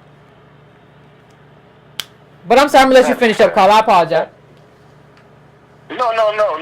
You can interrupt me anytime, because I'm here to learn, and I'm not acting like I know everything, because I know I've been miseducated. I don't know as much as mostly anything. But when Tone paints a picture, I'm talking about Antonio Moore, when he paints a picture of, good times being more of a reality than the Cosby Show, I have to agree. And to see that we're not traveling the world, we're not Iron Men triathletes, we're not going around on some famous yacht and doing all this extra stuff. When Tone says about $1,700, he's not talking about us traveling to the moon with Warren Buffett and sipping champagne and caviar and talking with Hillary Clinton about what progress America DOS made and writing books with Charlemagne the God. Come on. We're all struggling, and I don't see how you do it. I really don't. I wish I could talk my views on national TV. I have a job I have to go to 12 hours a day, and when I come in, I love to hear you talk. I appreciate it. So, I love it. I love this show, and I love hearing Tone, and I love hearing anybody who has a point of view. But I have no solution. I don't know what to go. Well, we can't have no solution. Everybody running around confused and grifting, and then everybody like, well, he has a point. Well, she has a right to her opinion. Nobody wants to just shut people down, and that's what you have to do. You have to do that. So, like, we can't, until we can do that, we're going to be stuck here just looking like a tennis match. What he said. Well, what she said. Well, what you say. Is you going to say anything or just going to let that go and like you didn't hear what he said? Oh, she said something. You heard her? Like, no, that's not the way. You got to, like, one of the things people talk about, what happened, like, what needs to happen. The black community, like the DOS, American DOS, we need to be like an arrow. That's part of the whole push for reparations, to make us on the same accord, pushing in this direction. We all here together, we pushing here. We all here together, we pushing here. You here with us or not? Okay, well, we still pushing. You got to get over there. You get over there. Like, that's the whole point. The whole point is not just that the reparations is key, but what's behind that. I always have a whole lot of method to my madness. The whole point behind that is to get us going in the same direction together. That is what it is. But in order to put us in the same direction and put us on the same path, we have to clear away all the confusion and make sure we know what a DOS stands for and what it actually means and what it looks like. We look more like, not to say I don't know anything about your background too much as far as, but we're more like yourself and Tone, and we're more on the side of, look, we have to get things, we're doing the best we can with what we have. Yeah. We can't aspire for anything more. We have to do what we can with what we got. And what we got is, I know we don't have 5 different languages. Can I say that? Yeah. Yeah. Okay, no, I agree with you, Carl. I'm gonna let you go, but I'm gonna let you go to bring some up. But I agree with you. Like, we got to get on the same accord, and that's what, like, you have to have. Like, people don't really understand. Like, you have to have a rallying cry. Like, reparations to me is that thing that's necessary. It is necessary because, and it's old. Like, it's not even something that's like, it's necessary because like, we just feel like we deserve it because, we got one foot caught in an apartment fire at the same time or something weird. Like, no, it's like payment due for work that was not paid for, and everything that came after that. Everything that came after that. So, when I say what I'm saying, like, it's to get us into this space. You got to get everybody. Like, if you're trying to get a bunch of soldiers together, everybody got to line up. And we got people over here playing ping ball, and somebody sitting under a palm tree, and somebody sleep. You got to get everybody lined up and headed in the same direction. Like, that's the only way you have a platoon or you have a squad. You don't got nobody now. You just got a bunch of scattered Negroes. That's a problem. So I'm going to my next caller. I'm going to 314. 314, what's your name? Where you calling from? What's on your mind? Hey, Yvette, this is Michael Tabb from St. Louis. So I think you are hitting on a very important topic here today about propaganda and the decadent veil, and how if we had an agenda for our group, then we could easily call out these individuals and say, hey, you don't represent us. Kanye West, you don't represent us. Chance, you don't represent us. You're aberrations. And with an agenda, we could point out, okay, for example, with the Freedmen's Bank that was that was robbed, by whites after Reconstruction, with the Dawes Road where the black Indians were excluded, we could then pinpoint actual legislation like the 14th Amendment and different things that were particularly written for black people to help elevate our group to a higher socioeconomic status in the country. But I think what we keep doing as a group, because I talk to black people all the time, I think it's an esteem boost, and I'm going to ask you, do you think that we use our celebrities to mask what we feel are our failings and try to say that we're successful already? I think it's kind of the opposite. I think we use our celebrities to say, like, I coulda, woulda, shoulda. Like, I should have played basketball. If I had played basketball, I could have been LeBron. I was tall and strong, and I just didn't play. You know what I mean? Like we use it to like make it feel like it's our fault because something that we did or didn't do. Not understanding that he's there to tell you that. Like, that's what he's there for. Like I said it before, people got mad. Like, these are mutants. These are mutants shooting things. Like, you're just an extraordinarily enormous person, and like, So go ahead. Oh, all I was going to say is, in other groups, their celebrities, to some degree, speak up on the conditions of their people. But with our black celebrities, they're actually championing individualism. So I see that disconnect as well. Like with Hispanics, for example, they'll champion DACA, and then they'll also try to make black folks feel guilty for not being behind DACA and get a black celebrity to be the spokesperson for, like, Mexicans' agenda or something. Yeah, I just feel we don't have a way. Yeah, because they don't. But one, they don't know enough, right?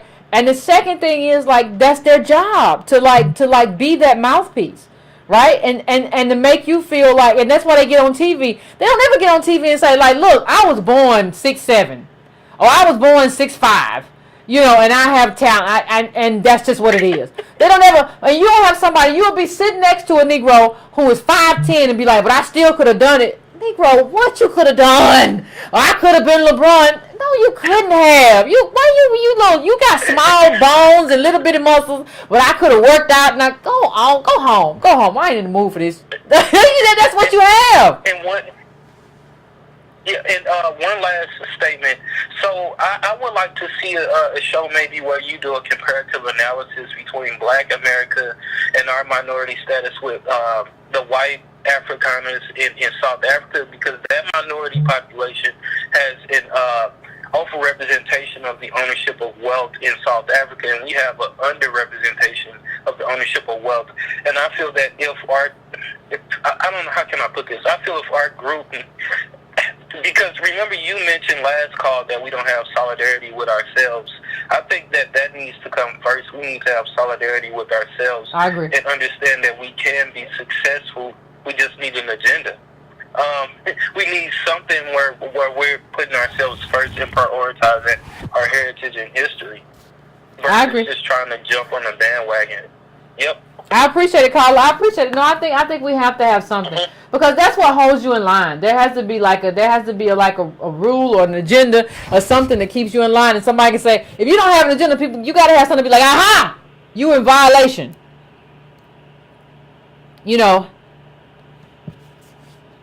That's another thing people say. Like, I was talking about these people, like, well, if my daddy had been around and he had taken me to baseball games, I could have been in the World Series.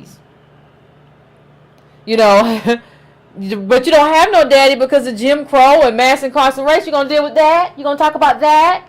You're going to talk about why you don't have one, or just saying that, like, it's like a failure of your family? You don't want to talk about why you don't have no family? You don't want to talk about convict leasing and everything that led up and this whole thing that made black men into, like, perceived rapists and just crazed and oversexed, that led to lynchings and convict leasing and eventually mass incarceration. You don't want to talk about that. You just want to talk about, my daddy had been around. I could have hit that ball out the park. Oh, they come in so many shapes and sizes.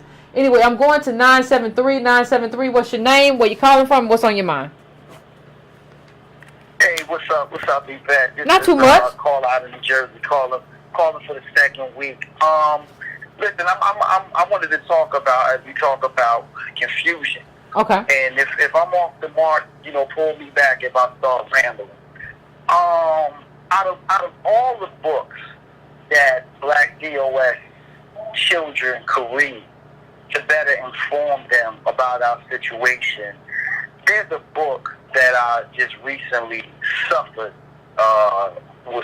and had to read and read the audio. I listened to the audio book, The Hate That You Give. Oh, okay. And the movie came out. Okay. Oh my God, it's awful. And this is required reading for our children. All right? This book basically is a book that reinforces Black trauma. So if you want to be traumatized, if you want your child to be traumatized, how you so? have to read that book and relive more police shootings.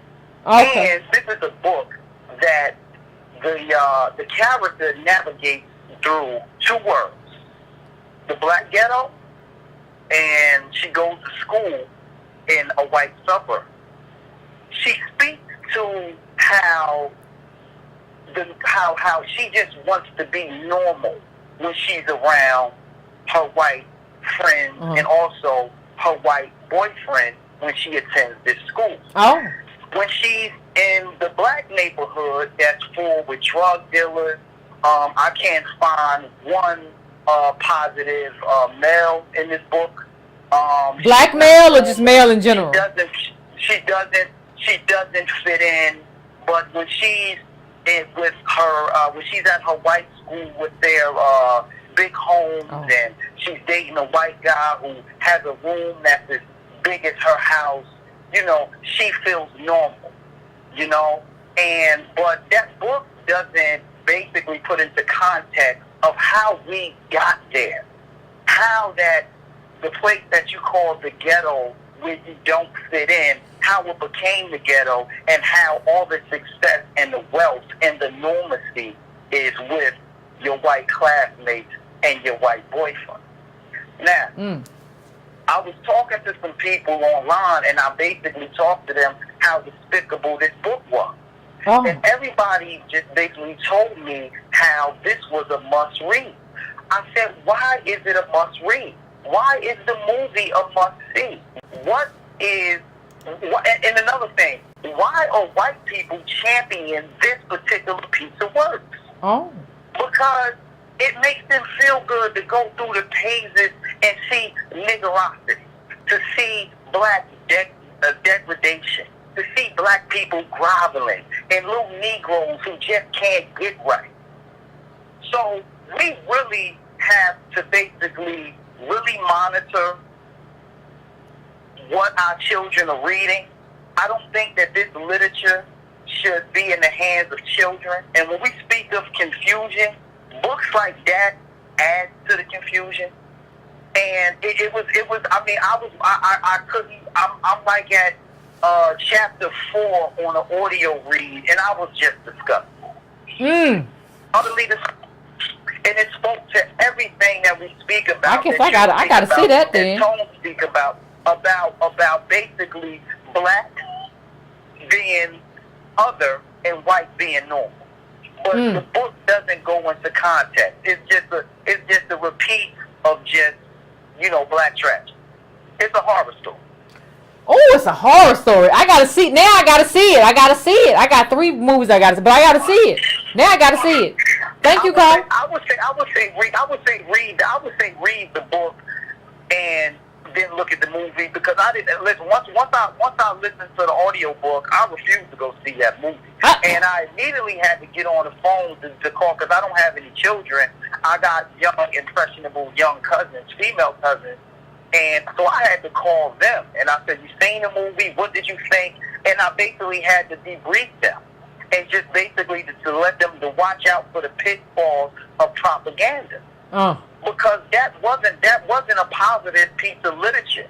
If you were to read that literature 20, 100 years from now, and that is the depth. If that's the characterization of black life, it's sad.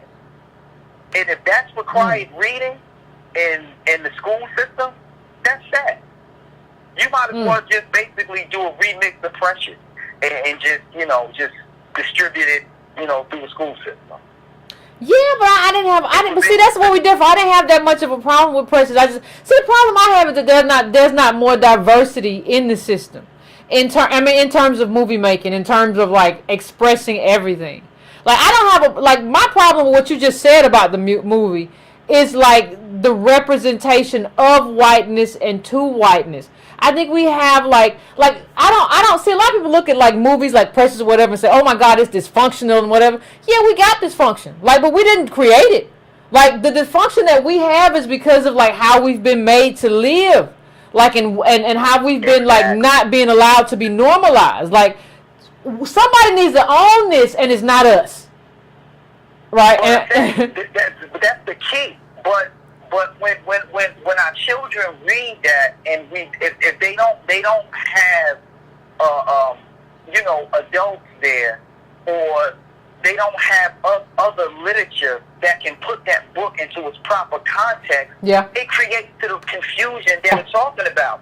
And two things before I close. Okay. I listened to the author speak, and now I'm even questioning whether the author wrote the book. Oh. It might be a white writer and just assigned her that book. Because, the book was a bestseller for so long, and now it's the movie, and it's required reading. But anyway, she spoke to, they said, why did you make the white boyfriend? Why did you the character star in her white boyfriend? She says, I wanted to show what a white ally looked like. My God.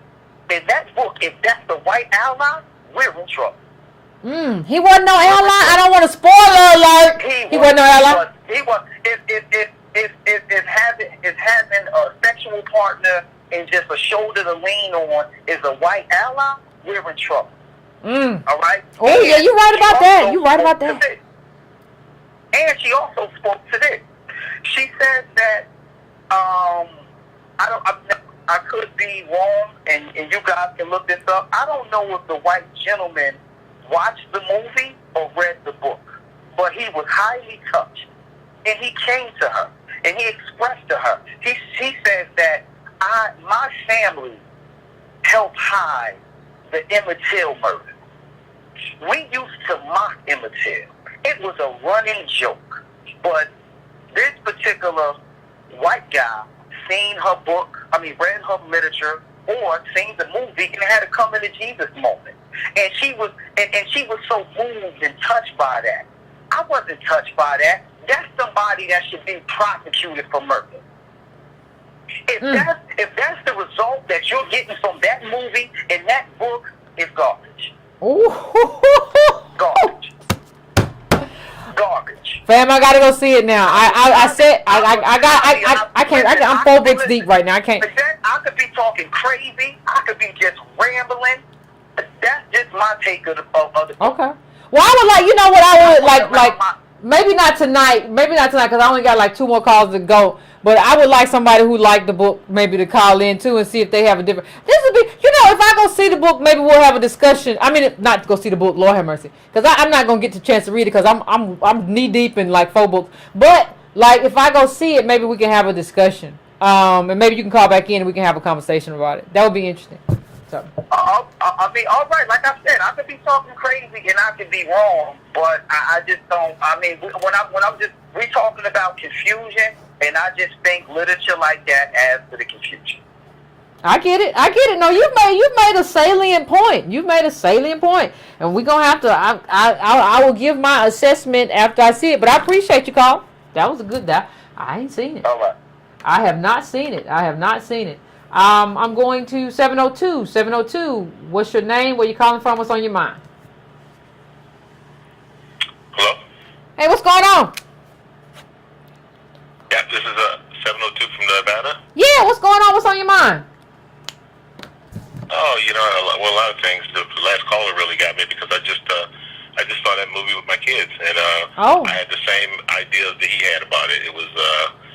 it was despicable. Luckily, my children have me there to educate them about what's being done, the messages that are being given, the idea that whiteness is the only way to go, that the only way, your only salvation is to escape into whiteness. That's being promulgated in that movie. It's being promulgated in society. And I think to go back to what you were saying about the young woman running for the office in is it Chicago? She's running for the office. Yep. Or she's running for mayor. Yep. Or she's running for a mayor. No, mayor. Yeah. She, mayor. She's bringing up those things about the triathlete and being a spoon carver and all that. She's bringing that stuff up to show how white she is. This is one of the sicknesses that we do.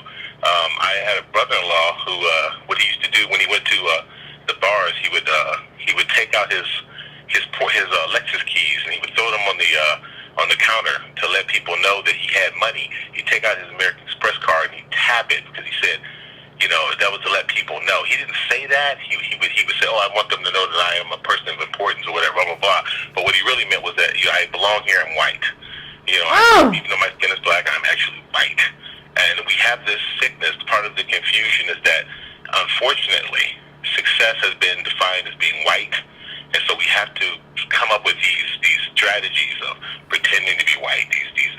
I remember one of the instructors when I was in college. She would wear she would carry her was it a Gucci bag or something like that. When she went to the store, she would go to a fancy store. She would make sure to carry her Gucci bag so they knew that she could afford to buy things in the store. It's like all of these things that people do, that black people do, to show that they belong in a country that they built is sickening. When you to show that they, wait a minute, you got to say that. Hold on, wait, caller. You got to say that again. The things we do to show that we belong. To prove that we belong in a country that we built. I mean, I was lucky enough, and I feel unfortunate for my children because they don't have the grandparents alive to teach them. Because I was lucky. I had all of my grandparents when I was young, and I sat at the foot of my grandmother. My grandfather died when I was very young in a car accident, but my grandmother was still alive. And my great aunt moved in with her because she was alone at that time, and to keep her company. And I would sit there and listen to them tell these stories about how they grew up. And it was just amazing to me because I remember as a small child saying, you know, were you slaves? Because they would tell me how they had to, you know, cross the street when white people were walking, and how they had to talk to the children they grew up with by their last names at a certain point when they were 9 or 10 years old. And I was like, well, wait a minute, this sounds like slavery to me. And they would look at me and they say, child, this is the way things are. And I said, well, it's different now. My grandmother would look at me and shake her head like, boy, you're going to learn. Yeah. And as I grew older, I knew exactly what she was talking about because I was able to see her on almost a daily basis because she lived close by. And we would talk about these things. And my great aunt, I have to tell this story to you. I haven't told this story to anybody really. My great aunt, she had bad eyes. I don't know if it was cataracts or whatever it was, she couldn't see. And so she would go downtown to the stores. And there was a fancy store downtown. I forget the name of it now, but it was one of the old-time department stores. Okay. Chandeliers and all that. But and of course, by this time, it wasn't as fancy anymore because things had changed. Yeah. But we'd go down there, and I was walking into it because I've been down there many times. You know, as a young person, I've been in that store many times. I'm walking to the front door. She's like, stop. And I'm like, what are you talking about? We're going in the front door of the store. She said, no, this way. And she pointed me to the side door of the store. And there were these stairs, these concrete stairs that went down to this door. And we went over there. And he opened up this door, and it's the basement of the store. And down there were these bins with like the reduced clothing and items. And I'm thinking, oh, you know, this poor old lady, you know, she doesn't have a lot of money. She has to come down here and shop, right? And so I'm just like, oh, you know, I'm feeling sorry for her and looking around, these naked light bulbs. And at this point, it's mixed. There are white people down there too, but all of them are pretty much poor. And I go back home with her, and my uncle's there. And I say, yeah, you know, we went to the store, and she went down to the basement. I've never been down. What is that all about? And my uncle says, oh, well, back before, that was the only place we were allowed to shop in that store. We couldn't go in the front door. And I'm like, what? And she's like, yeah, that's where we went to shop. Down in the basement was where the black people were allowed to shop. You couldn't get in that store any other way. And I said, you got to be kidding me with this, right? And I'll never forget it. My great aunt sitting in a chair in the corner, listening to this because he's telling me how it was, how they were allowed to do this and that, not allowed to do that. And she sort of looked off in the distance. She said, I don't want to go up in there. I don't want to go up in that store with them anyway. I'll be fine down in the basement. And I'll never forget that crap, how much it impacted me. And it's sad to me that my children don't have that experience because you need to know. You need to know firsthand. This wasn't a long time ago. This wasn't 400 years ago. These people were alive. I spoke to these people. I was in the house with these people. I loved these people. These were my relatives that did this stuff, that lived through this. This was both of my grandfathers who were sharecroppers. Both of my grandmothers who did other people's houses. Who talked about how white women would step out of their underwear and have you pick it up. Leave it on the floor right there for you to pick it up. And my grandmother said I wouldn't pick that crap up, but some people did because they had to feed their kids. I watched old women go down there and catch the train when I was a young boy to go clean white people's houses in the rich parts of the town. When I was a boy, and I'm not that old. I'm old. Yeah. I'm only in my early 50s. I'm not an ancient old man. This is contemporary things that happen and are happening right now. I can take you to places in the Midwest where this is happening today, where black people are still, because they have to feed themselves, they have to work for these people. It's ridiculous because they know. They know. White people know. That's the part that gets me. Yep. These books are not secret. The book that you read, the literature that's been. When I was in school, I had a mentor, Professor Curtis Wilson. God bless him. He's gone on to another world now. But he told me continuously. He said they know all of this. They've done most of the research. They know all of it because the wealth was created in their families. His colleagues told him how they owned slaves. Not them, but their family, and how the wealth was passed on. They got out of the business and invested it in banking or invested it in real estate or invested in that. But back then, we still own the plantation house down there. We used it for weddings and stuff like that. They still have the loot from the crime. There was land down there. His family owned land that the state took away from them because they rerouted water through it and didn't give them any compensation for it. But there were white people with little ski boats on it, floating around, and he's looking in the distance at them going, look at that. That land there, me and my family used to walk on that land. We used to go out there and work that land. And look at these people just over there picnicking. And I got to watch them. Watch them. This is ridiculous. This is theft that happened to us. This is documentable. It's plundering. No, it's plundering. It's documentable. They've been documented. Yep. They've been documented. This is ridiculous, and I hate the fact that we're going through this conversation because we've had this conversation now truly in writing for over 100 years. Yeah. We can go back to WB. We can go back to Ida B. Wells. We can go back to all these people talking about the things that were done against us. Well, you can take it all the way to Ta-Nehisi Coates' the case for reparations. It's all there. Yes, and before that we had exactly. You're right. You ain't lying. All these books that were written, all the documentation that's been done, all of the calculations that have been done, all of the psychological analysis, all of the historical data, it's all there. It's just the fact that these people, because of what they are, what they've done, will not accept that. We have to find a way to leverage that. And you're correct. The only way to leverage that is for us to come together. It doesn't have to be all of us. There's 14 million black people in America? Yeah. Something like that. It only takes a few million. Yeah, we just need a critical mass. We don't need everybody. Never been everybody. Never been everybody. Never been everybody. You right? Yeah. It never takes everybody. It only takes a small segment of people. The rest will follow. That's how it works. The rest will follow. When they see that you are serious about something and you're making progress, other people will chime in. When I was a young boy, and when they don't talk about this. They don't talk about when King died. I was very young when that happened, but I don't want to brag, but I was a precocious child. I was aware, and I remember the effect that had on my family. I remember the television. I remember them walking around the house in a daze, unbelieving that this had happened to this man. I was about 5 years old when that went down. Mm-hmm. This was an unbelievable moment, and he couldn't. My uncle ran out of the house, went downtown got a Molotov cocktail and blew some stuff up. He did that. Because this was something that was incomprehensible.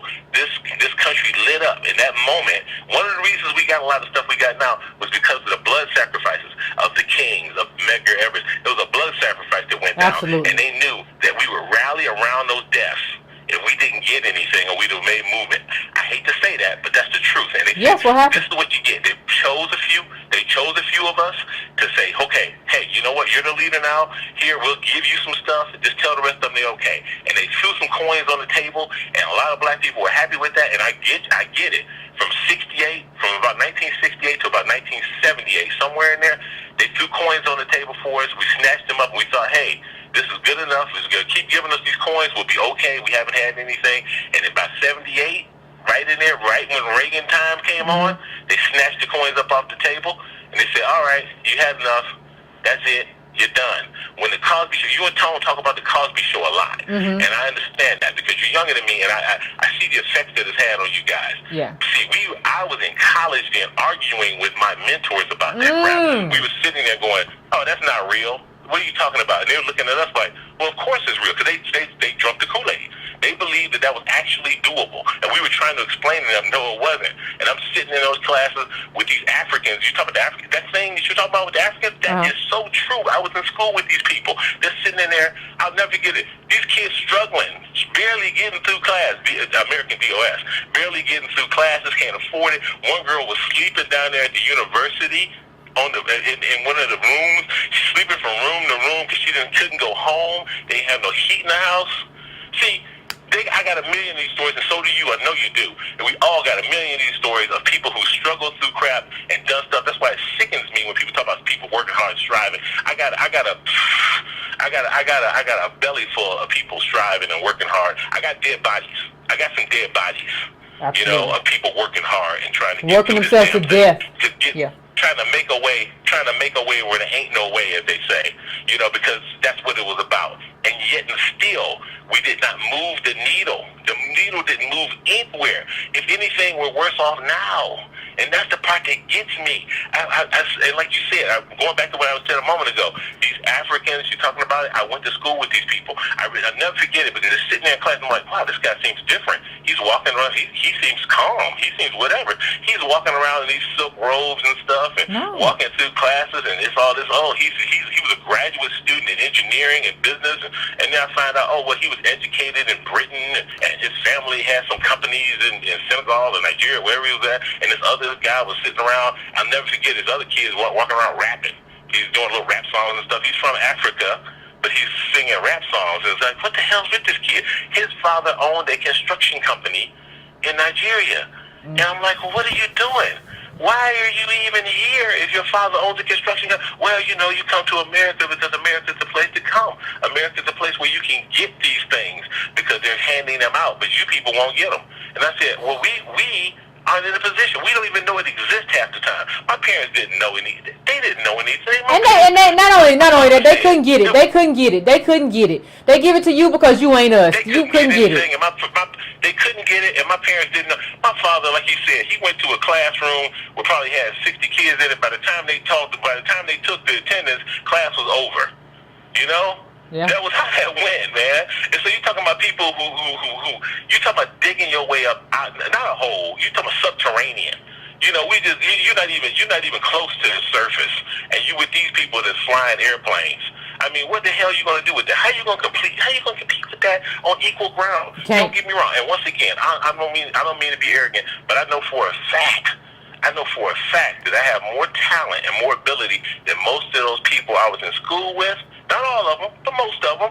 But I knew that when I started digging below the surface and found out, his father owns this. His mother did this. His brother, his sister. They got all these connections. They got all of this. They got all of this money, and they got all this stuff. You know, like you said, it's not even about being. Well, I don't care about that. You got all this money and all this access. I mean, I was telling this other guy before I grew up with. I said, dude, when I was about 16, 17 years old, I decided I was going to be rich. I decided I was going to be rich, and I started studying. I started looking for people who had been rich, because that's how you do it. You model. You look at people who've done it before you. And so I said, okay, well, all these white people are rich. Let me see what they've done. And I started doing my research and looking at people like Bill Gates and Paul Allen. Well, Bill Gates and Paul Allen went to the same high school. Ain't that amazing? Same high school up in Washington State. I think it's the 5th or 6th best high school in the country. He had access to a mainframe computer when he was in middle school. What the hell, man? That's like my kids having access to a gene splicer or an Atom Smasher. Yeah, and it's all in Outliers. In middle school. If you all want to check out the book, look at Outliers. The book Outliers has all of that in terms of how it was all. I know that book. Yep. I made my daughter read that book. Yep. I told her, I said, this is what it's all about. This is not an accident. This is not about working hard. Nope. These people. This is about me and my wife talked about it all the time. This is about lineage and what the legacy and association. That's where it comes from. Legacy and association, and my wife used to call it. She called it the P: person, event, and environment. If you have a person in your life, which is usually your parent or somebody around you, if you have an event in your life, like somebody like Trump, whose father was there right on time to get that freaking government set aside with those housing. If you have the environment, or like you like Bill Gates and them, they stick you in these incredible schools around these other people. You got to work to fail. You gotta work to fail, Carla. You killing it. You got to really be a dedicated person to fail. And I've seen it. I've seen these people try to fail, and you see it all the time. I remember another one of my mentors. I've been a lucky person, and one reason I've survived this thing, and I'm trying to have my children survive. You talking about earlier about languages and stuff. My daughter speaks 3 languages. We are American DOS, but she speaks those 3 languages. She speaks those 3 languages because I gave her the space to do that. I gave her the space to do that. I said, it doesn't matter it doesn't matter where you're at and what you're going to do with it. Just learn this because it's something for you to have. It's a tool. You're not going to get as much as the next person, but it's something that may allow you to eat one day. And so I understand that. I understand that these other people, the caller was talking about 5 languages and all that. When you talk about privilege, they learn those languages because they do summers there. They do vacations overseas. They go overseas and live over there for a few years. Or they have a nanny or au pair who teaches them French when they're in the cradle and all this garbage, man. So we don't get that kind of privilege. So when one of us does it, it has to be like my daughter. She has to steal those languages. She got to go to the library and borrow books. She got to go down to the community college and learn Korean. She got to go down to the freaking restaurant and learn Korean from the Korean girl down there that goes to school with the poor Korean girl whose father owns the restaurant and she works there. She got to steal the language from the Portuguese, from the freaking boy that goes to school with her brother.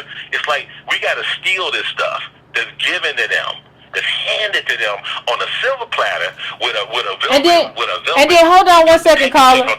Hold on one second, and you can't steal the wealth. Like the person, when you said person, event, environment, that wealth normally comes down from the person.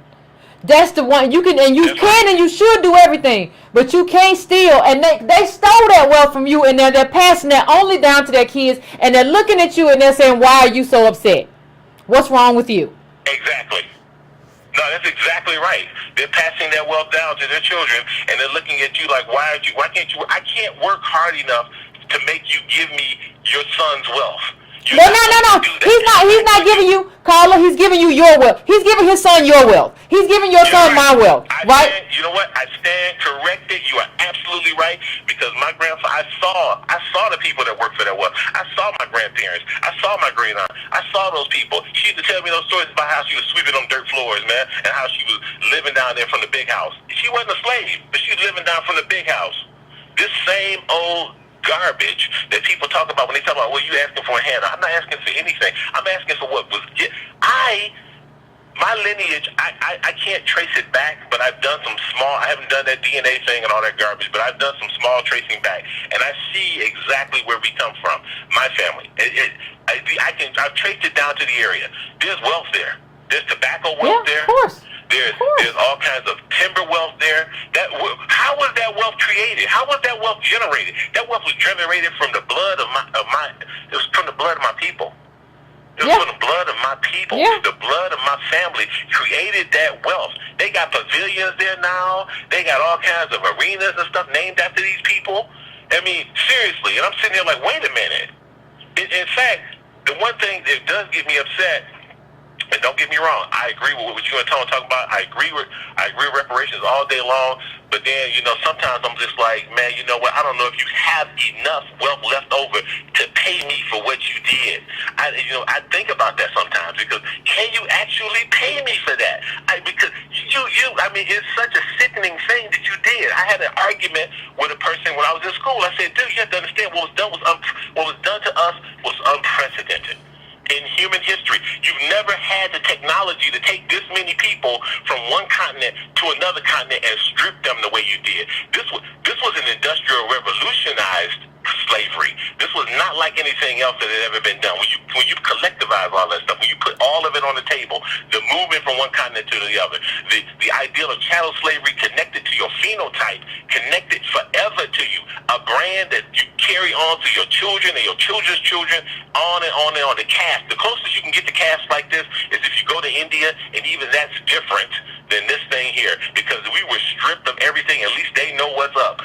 I've met some of them who come over here and who understand. The lower caste Indians, they look at you and they understand exactly what's going on. Yeah. They sit there and they shake their head, because the upper class Indians look at them the way we get looked at. And people don't talk about that because that's not a good thing to talk about, because we don't have caste in America, quote unquote, right? Yeah, we do though. We do though. But we are the bottom caste. Equal. But yeah, that's a lie. Like even when you go back and look at what they said when they wrote that report, they wrote a report years ago, and they said American. They didn't say deal, but they said black people. They were talking about us back then are becoming the caste in America. Nobody wants to talk about that. We are becoming, and we have become a caste. They don't want to talk about that because the mythology of America is based on a racial algebra bullcrap, Yep. which does work for everybody except us. That's the thing about it. It works for them because we're the bottom. We are placed here as the bottom of this thing. We are used as a stepping stone for everybody, and we create. But even if you go back and read Horatio Alger, it wasn't like that. Like they've even remade Horatio Alger. He always talked about, like, there are stories where it was like do the right thing and be a good person and all that kind of stuff. Like this is just they have reinvented everything. Yes, because the whole idea behind this is that they want, like you said before, and you talked about us eating the failure. They want us to eat the failure because that makes it so they don't have to really do anything. You're able to keep a white underclass, because there's a white underclass. You're able to keep the white underclass happy because they know they're not going to fall into this caste with us. You'll never be black. You'll never be American. You know what? As poor as you get, as messed up as you get, as dysfunctional as you get, you still ain't going to be black. You still ain't gonna be black, so you ain't gotta worry about that. There's a bottom here, so we don't have to give you universal health care, because black people, they want health care, they want all this stuff too. So you know what? No, you don't want that, because we have to give them some of that. See, you keep this artificial bottom with black people, and you're able to keep the myth of America alive. And you're able to give white people a good life. You're able to give white people a very good life. White people don't have to have the nuclear plant in their neighborhood because we have it in our neighborhood. You don't have to have these predatory loans and stuff because we got it in our neighborhood. So you don't have to. The safety and the quality of your life is built on the failure and the poverty of our lives. That's the math of America. And you want me to be happy with that?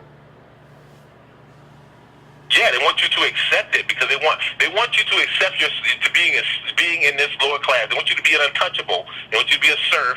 They want you to accept it so they can live their wonderful life. They want you to sit there like Oprah and the rest of these people and clap when they're successful and say, yeah, look at that. All I got to do is work hard. I can sit there next to these white people and enjoy the life with them. I won't have as much as them, but I can live down the street in a small house.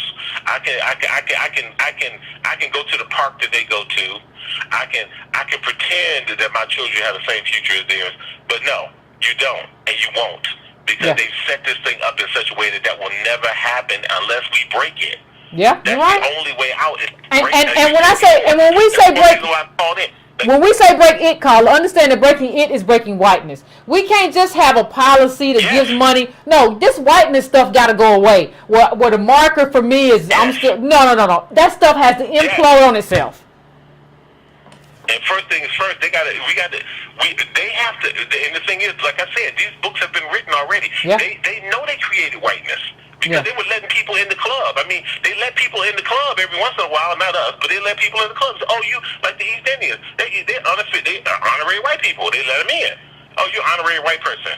You're not like the black people. You're an honorary white person. They let Asians in. They let some of the Asians in. Not all of them, but some of them in. Yeah, enough. You're an honorary white person. They let people in the club because it's a construct. Yeah. It's a social construct. There's nothing real about it, except the fact that they enforce it.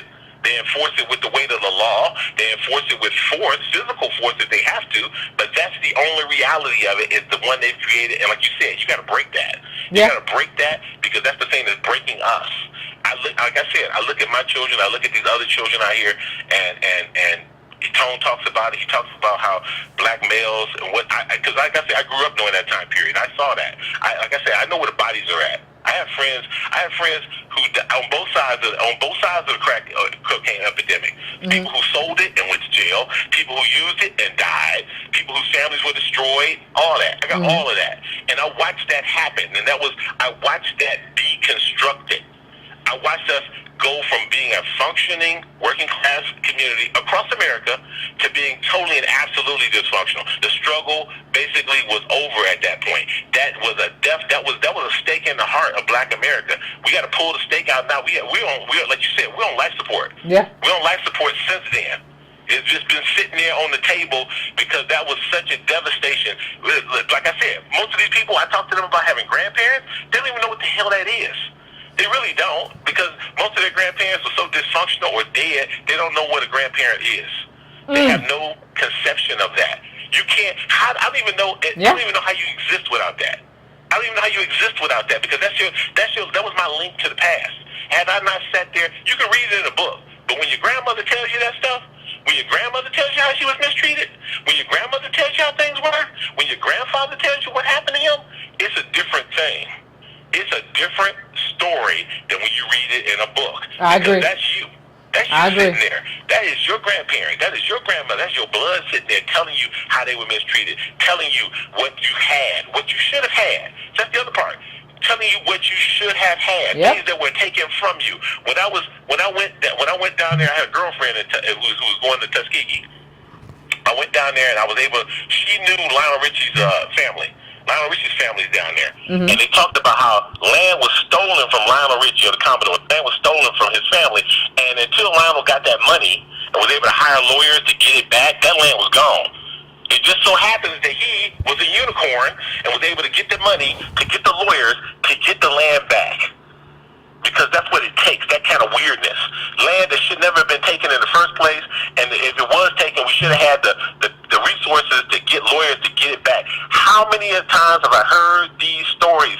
I can't even enumerate how many times I've heard these stories of this theft. I'm not talking about ancient theft, I'm talking about theft in my lifetime. Theft that happened in the last 50, 60 years. Stuff that was stolen. You had plunder of a community. I think I gotta go, Carl, but I think they can listen to you all night. But I think they can listen to you all night, Carl. I know you do. You know what? I may not be here to talk to you, but this story goes on, and you know what? King said, I may not get there with you, but I can sort of see the end of this story. I know where it's going. You're going to walk out of this. You can't walk out of this. There's cosmic reciprocity. You can't walk out of this. Ooh-wee. Well, thank you, Carl. I appreciate it. And you got to call back in because you was getting it in. I appreciate that. That was a wonderful. Oh, that was a gem of a call, fam. That was a gem of a call. I'm going to my last caller in just 1 second. But remember one thing, I like to take stuff away from like good calls and good calls like that. What did he say?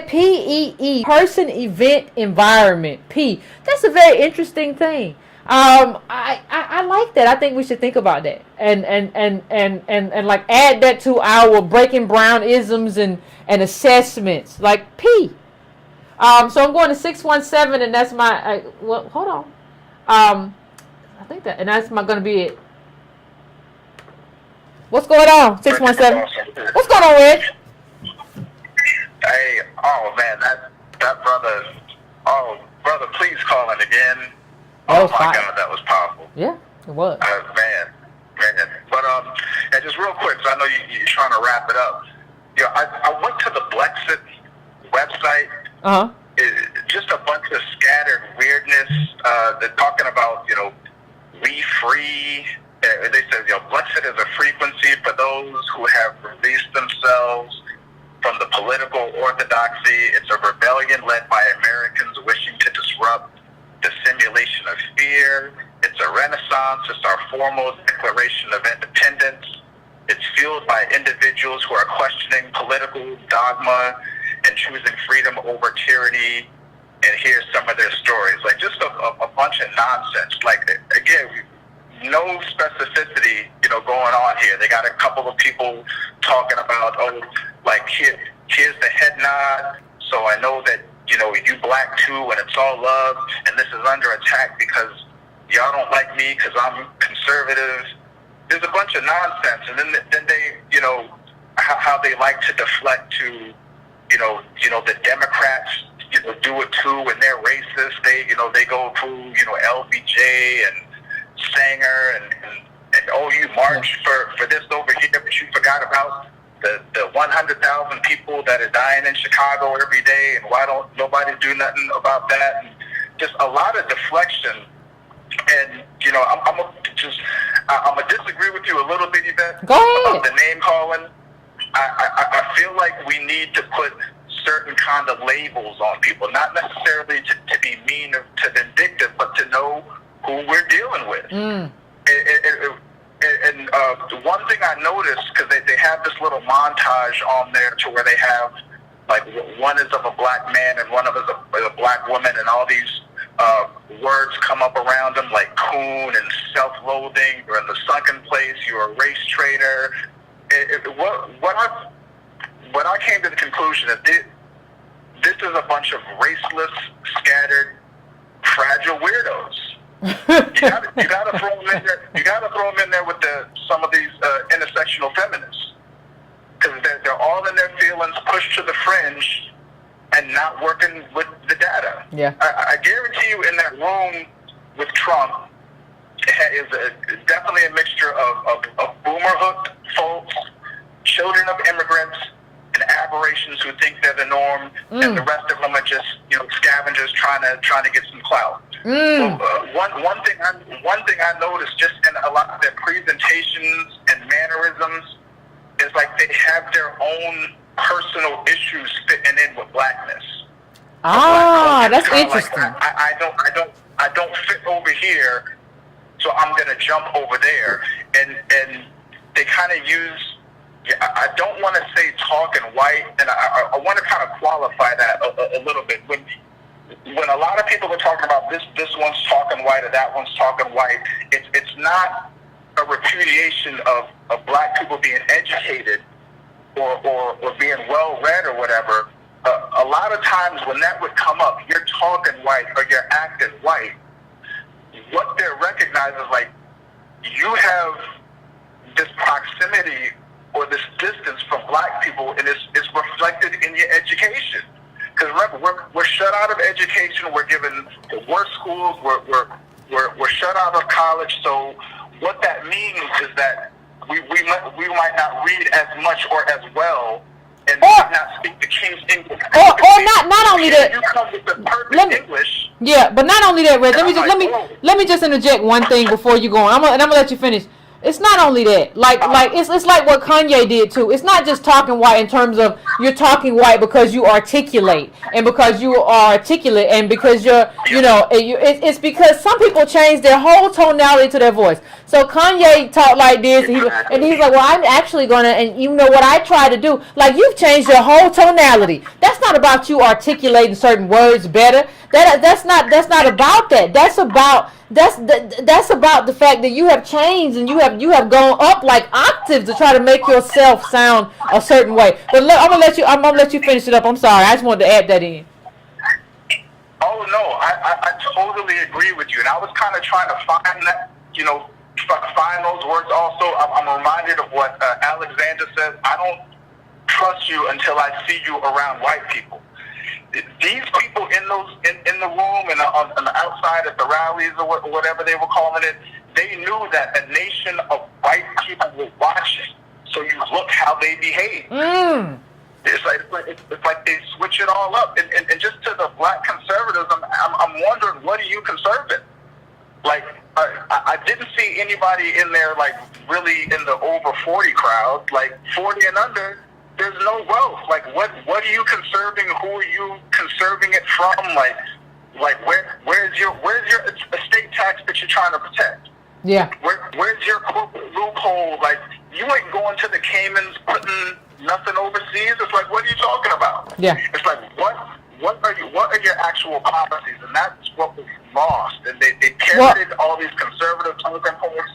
Well, it's funny. Immigrants over here. Yeah, but it's kind of funny to me. Like, some of them are trying to get put on and trying to get money. And so it's kind of funny to me that, like, they try to tell us that the government is white daddy or something. Like, that's not what government is. But, like, you all are really after, like, white daddy. Like, you all are really trying to find, you all are all in it. Like, a lot of y'all in that room trying to be the next Candace Owens, trying to, like, where's Turning Point? Where's the organization, the white org is going to really pay me big money? Like, that's why you're there. Like, so, and I'm not saying for everybody, but I'm just saying, like, let's kind of be honest with some of them. Exactly. Yeah, like no data, no specific policies. They just go to racist tropes like, oh, what about the single parents? And it's like they're projecting all of these issues, and it didn't surprise me. It was a lot of it seemed to be a disproportionate number of men there. So I feel like just kind of like, you know, some of the women tend to go towards intersectional feminism. It's like they want to say, oh, the single mother did this to me and destroyed the black family, and then the intersectional feminist is over here saying the black man's patriarchal and he wrecked this and he wrecked that. Nobody wants to deal with the data. Nobody wants to deal with the system of white supremacy, and they just weaponize these liberal and or conservative talking points, weaponize it against black people. I agree, Ray.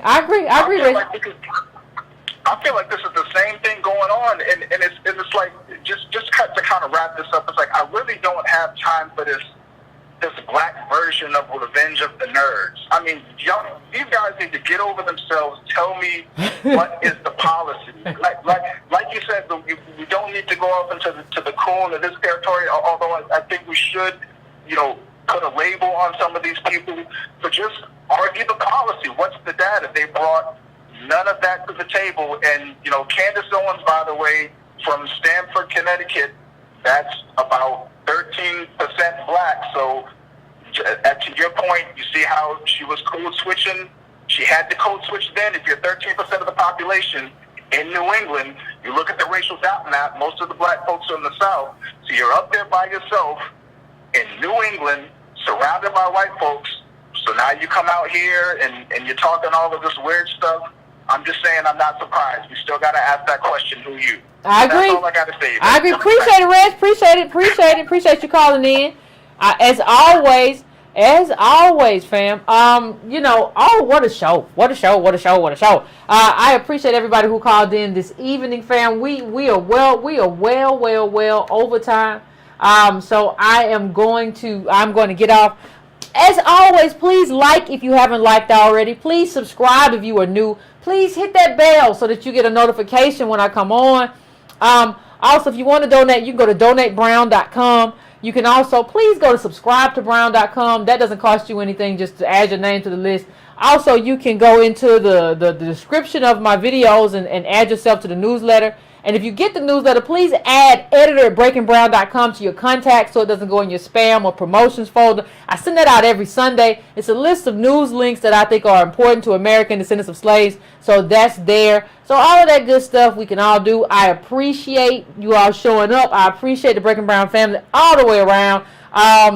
And wow, what a conversation tonight. It went on a little longer than I thought, but it was worth every minute of it. So thanks, fam.